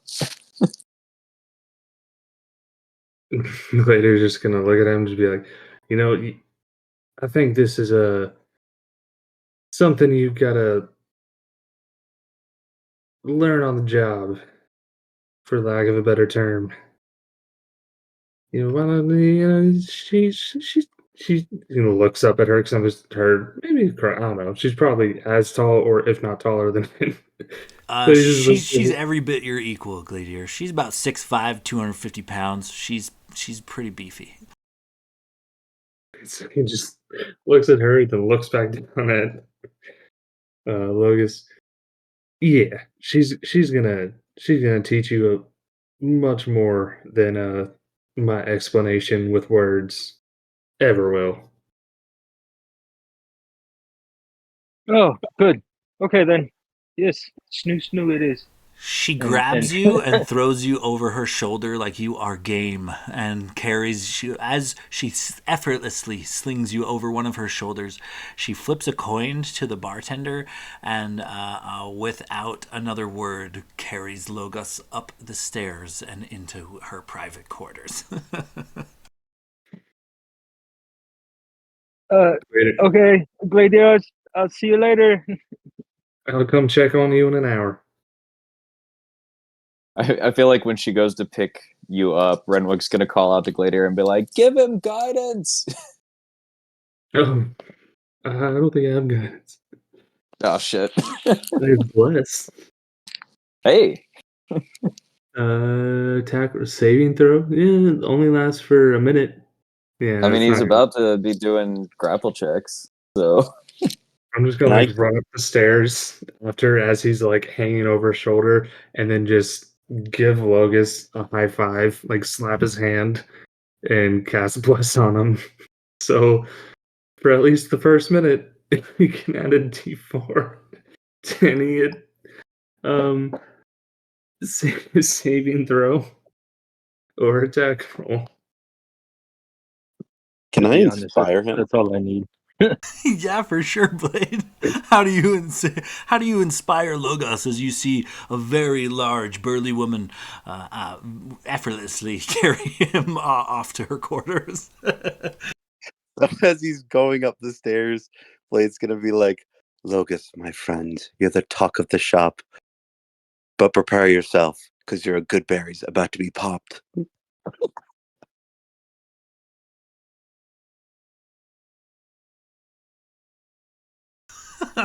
So inspiration ensues, and as the festivities kind of rage on into the night, thoroughly getting to evening at the very least.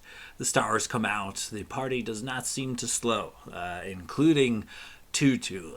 He's getting crazier and more wild. He is now down to his buckskin breeches as he's wandering the bar and very inebriated, very drunk, and not the only one. And the revelry kind of just continues, drinking games. Dardros has almost had his fill. He's sitting on the edge of the bar with a grin ear to ear. Even though his dark blue skin pigment, it looks like he's kind of blushing a bit, as if he's got a red face, and he's just kind of got a bit of the hiccups as he watches the crowd and enjoys everybody kind of doing their thing.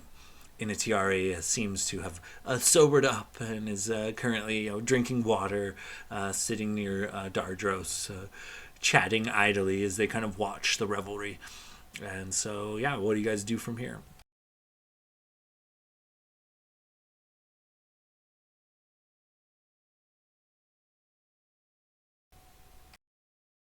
Actually, before you guys get too far into it, the light tinking of a glass, ting, ting, ting, ting, ting, ting, ting, slowly brings everybody's attention to the center of the room where Lord Svelison sits.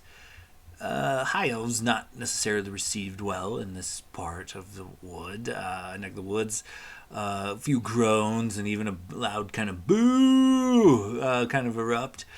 And he just clears his throat and he says, I am just would like to point out that you guys are in the presence of one of the greatest bards in all of Brightwood. Perhaps we allow him to take the stage and dazzle you all as he kind of looks towards Blade. So Blade is going to find. Is there an actual stage in here, or is it more like I'm gonna have to get up on a table sort of situation? There is a small stage, and the bards that were playing kind of the background music or so look to be more interested in drinking with the hookers than actually playing music. So the stage is yours. Perfect. So I can I maybe see Blade making his way up to the stage. Maybe Gladiator's pushing people over so he can get up to it. But Blade will go up to the stage, and as he gets up there, he will once again mage hand his bardic book of ballads up, and he'll kind of, as he has that hovering next to him, he'll pull out his lute, his dragon tooth lute, and look at the crowd and be like, I don't know if all of you know me. Some do, some don't. But my name is Blade Silverstring, and I am privileged to be with the ones I am with tonight, including you and my party that are going to go and fight this dragon tomorrow. But if you look at this lute, it is carved from a dragon's tooth from another plane. And I plan to add another one to my collection tomorrow. So prepare yourselves for a show. And he'll start his little, he'll kind of like a nice, like little haunting tune going on, darker, kind of cold tune. And he'll go, in the frozen peaks where shadows loom, a team of heroes, courage they consume. Ancient white dragon cast from his lair, legends whisper tales of despair. Heroes gathered, a fellowship true, their hearts aflame, the challenge they pursue. Plans concocted neath the moonlight gleam, to face the dragon in a perilous dream. Oh, hell yeah, that was pretty good. Go ahead and give me a performance check with advantage. Well, I think you already get advantage due to your book.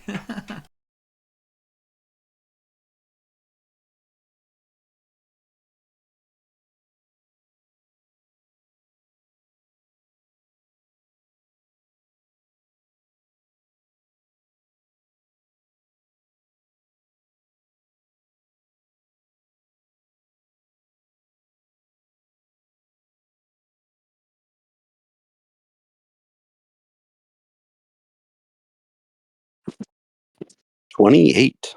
Oh, damn. Yeah, with a 28, a solid performance ensues, and you have the crowd hanging on your every word. They are wrapped by your tale, both bringing out both joy and sorrow. Some of them weep, some of them cheer.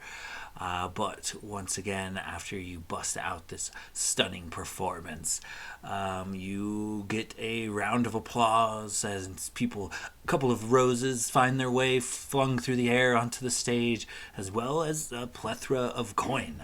Blade, you come upon another about 60 gold pieces or so in random coins, coppers, silvers, and golds. But it comes out to about 60 gold pieces. And the crowd kind of cheers and just kind of you melt them from the stage. They are like putty in your hands.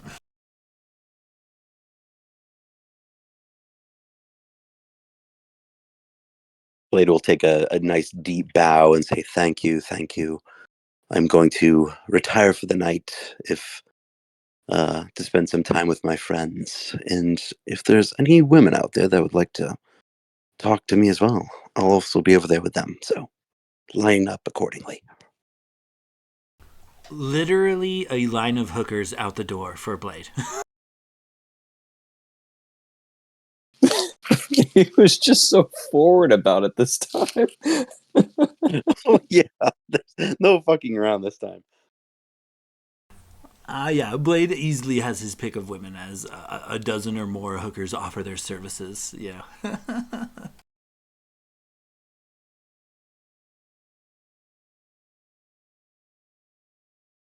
As you guys kind of get into the night proper and the crowd does begin to diminish, Inatari and Dardros kind of make their way to the party.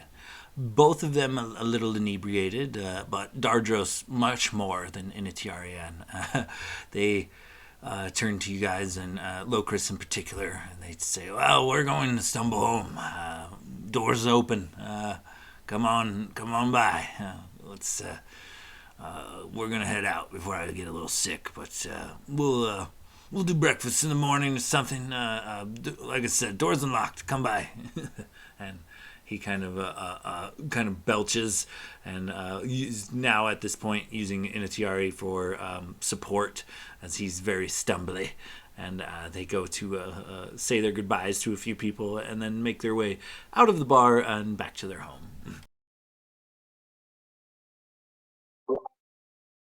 Can I go try and find how long has it been since Logus disappeared with his muscle mommy?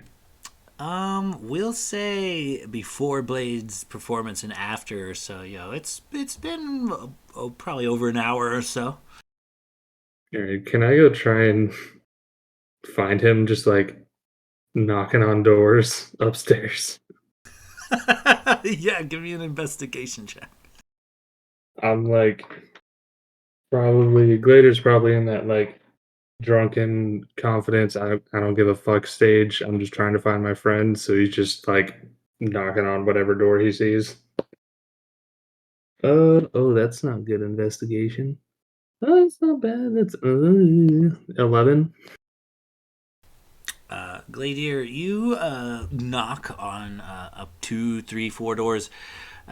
Some of them just don't open. Others open to a very confused looking traveler. One actually opens to, it looks to be a tiefling clad in tight leather, clearly a woman of the night, and she's holding a whip as, it looks like another tiefling man looks to be perhaps bound to the bed nearby. She cocks an eyebrow as she opens the door. She's like, 25 gold, you in too? She cracks the whip in her hand as she stares at you. I'm actually just trying to find my friend. He came up here with a large half orc woman. Have you seen them or possibly heard their revelry? Can't say I have, hon. I'm kind of busy here. And she closes the door like right in your face, and you hear a loud whook of the crack of the whip she's holding right after. Can I try and just I don't know, like creep up to a couple other doors and just listen to see if I hear Logus's voice? Yeah, go ahead and give me a perception check rather. Okay. Oh, that's better by a little bit. It's a 13. As you strain to hear through the very noisy bar downstairs, a couple of doors seem to just have a deep, slumberous, like loud snoring situation going on. A couple of doors you don't really hear anything at. And a couple of others, there seems to be less conversation and more, we'll say, friction in the sheets type of situation. Yeah, this is getting too much for me. He's just gonna walk back downstairs and just walk up to the bartender. As I hear like Logan, as I hear Gladier clomping around and asking, can I pop my head out the door? Yeah, go ahead and give me a perception check to see if you can pin Gladier's actions. That's a dirty 20. Yeah, you definitely hear Gladier's voice in the hall as he's kind of talking to this lady.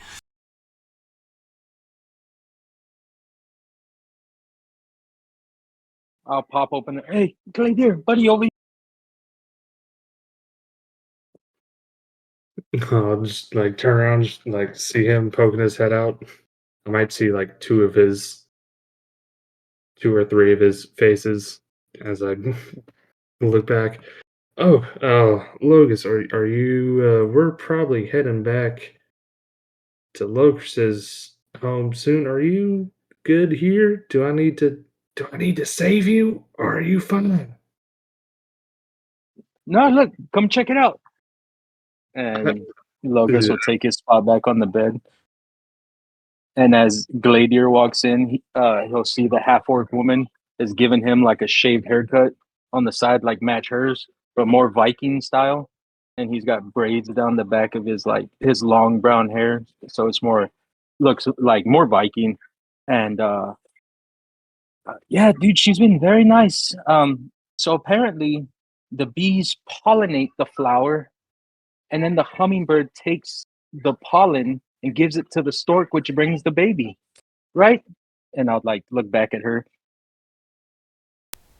Something like that, yeah. I got to tell you, she's been so informative. Like, I appreciate you setting this up.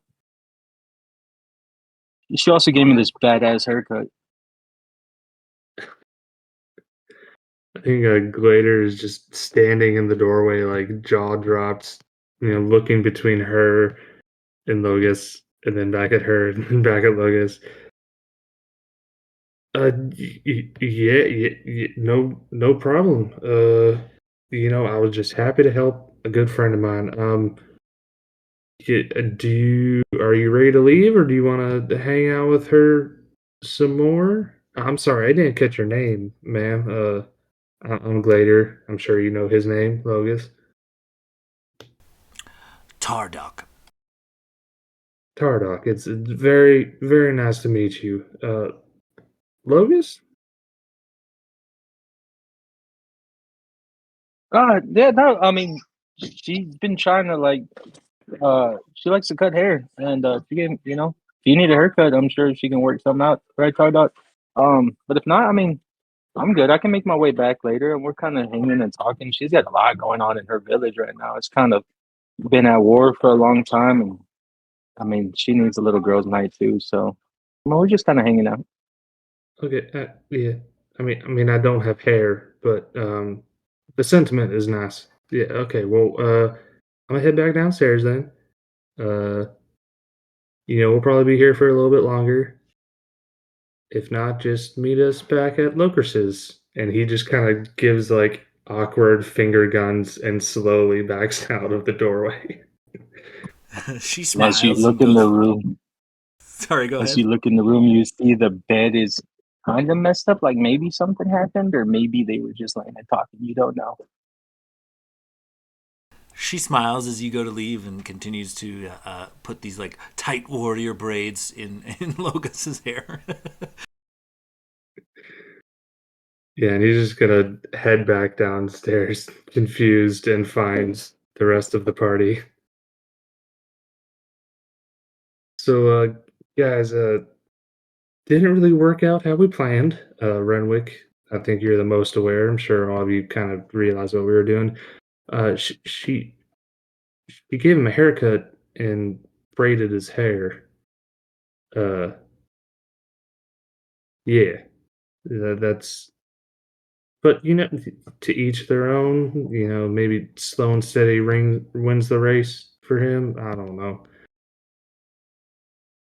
Well, you can lead a horse to water, but you can't make it drink, you know. What if she dressed up like a sturge? Yeah, I had a weird thought like that myself, but maybe it's just his thing. Maybe he's an insectophiliac. Just like Yeah, bugs. yeah, let's just not dwell on it too much longer. I'd rather just keep hanging out and not thinking about that. Well, I mean, does his hair at least look nice? I mean, she did actually do a very fine job. He kind of All looks, right, well then it was worth it. yeah, he looks a lot tougher than he did an hour ago.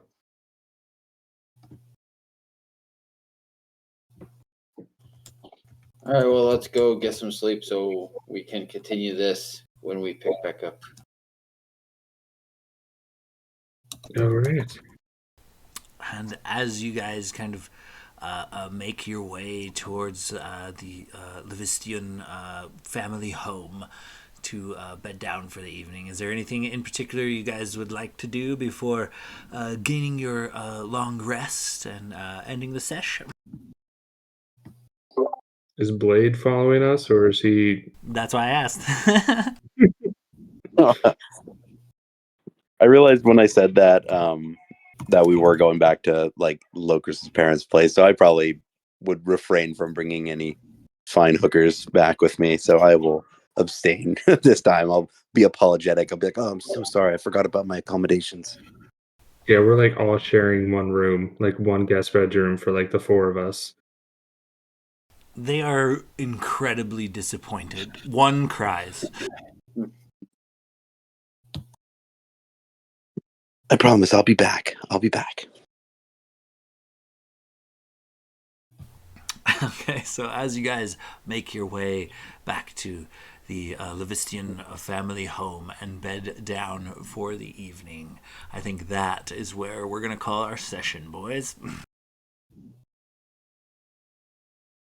Sounds good. Jeez, ancient white dragon. Yep, it's going to be, walk in the park. I figure Welcome. you guys are strategic enough. You guys have been playing the game for a while. You guys have got the mechanics down. You guys have some new cool powers and abilities.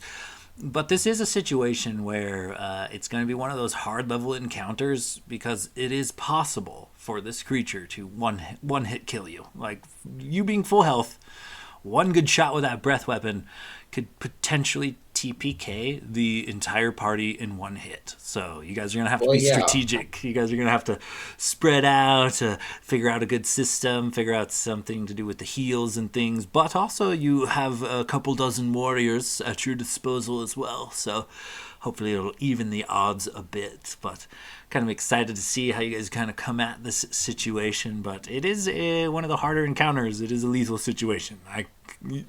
The odds of all of you making it through this without at least one death, pretty low. Aren't ancients like usually a CR 20 to 27? Something like that usually. Yeah, something in that neck of the woods probably. I didn't check the CR proper on this particular. Well, I did when I put the campaign together, but I haven't read it since. Oh boy. Yeah, that's why I was not. I was flexible with my spending tonight because I feel like this could be Renwick's last hurrah. Just given that I'm probably going to be up in melee with this fucking thing.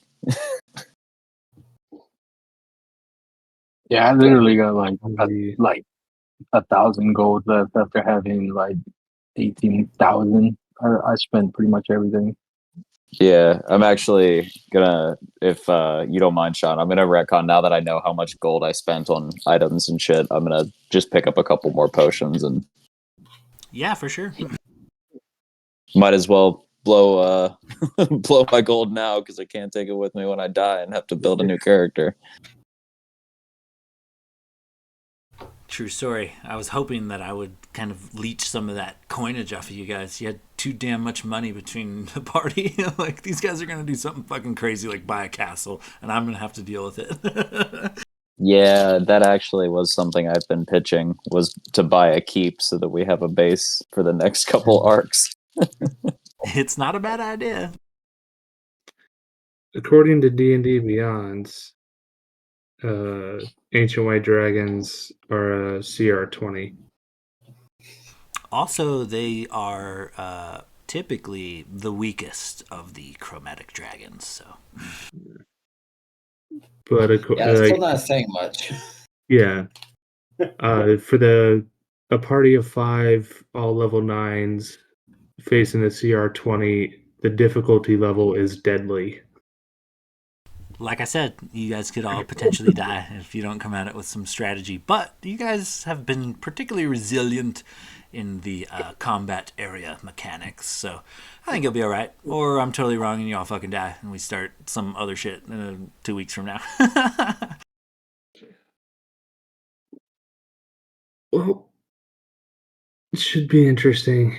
We all got some I mean, I think we've done as much item prep as we can tomorrow, or not tomorrow. I mean, well, in game tomorrow, but next week we're just gonna have to figure out a strategy for when we're actually facing him or her. Is it a male ancient white dragon?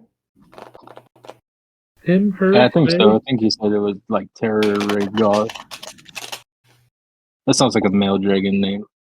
Yeah, it is a male dragon. Yeah. All right. Well, good sesh. That was fun. Yeah, that was pretty fun. You guys do some good RP. You guys crack me the fuck up. I had that in my back pocket the whole time. I was gonna pull the old switcheroo on Gladier, whether it happened or not. Dude, that fucking pop your good berry. I was dying. Like, it was a good thing I was muted because I was cracking the fuck up. Dude, between that and the fucking, like, the dragon, like, soliloquy that he just rifled off out of nowhere, Will's fucking crushing it tonight. Yeah, that was impressive. I was going to give you advantage on the performance check just for that spiel, but you already had it anyway. But yeah, that was a good one. All right, boys. Well, I'll catch you later. Party members, I'll be messaging you throughout the next week to try and figure out a strategy. All right, guys. Keep in touch on the socials. We'll do this thing again soon. All right. I'll talk to you guys in a bit. Yes, sir. Have a good night. Later, guys. Yeah, we'll talk strategy and agonize over this for the next week. Thank you.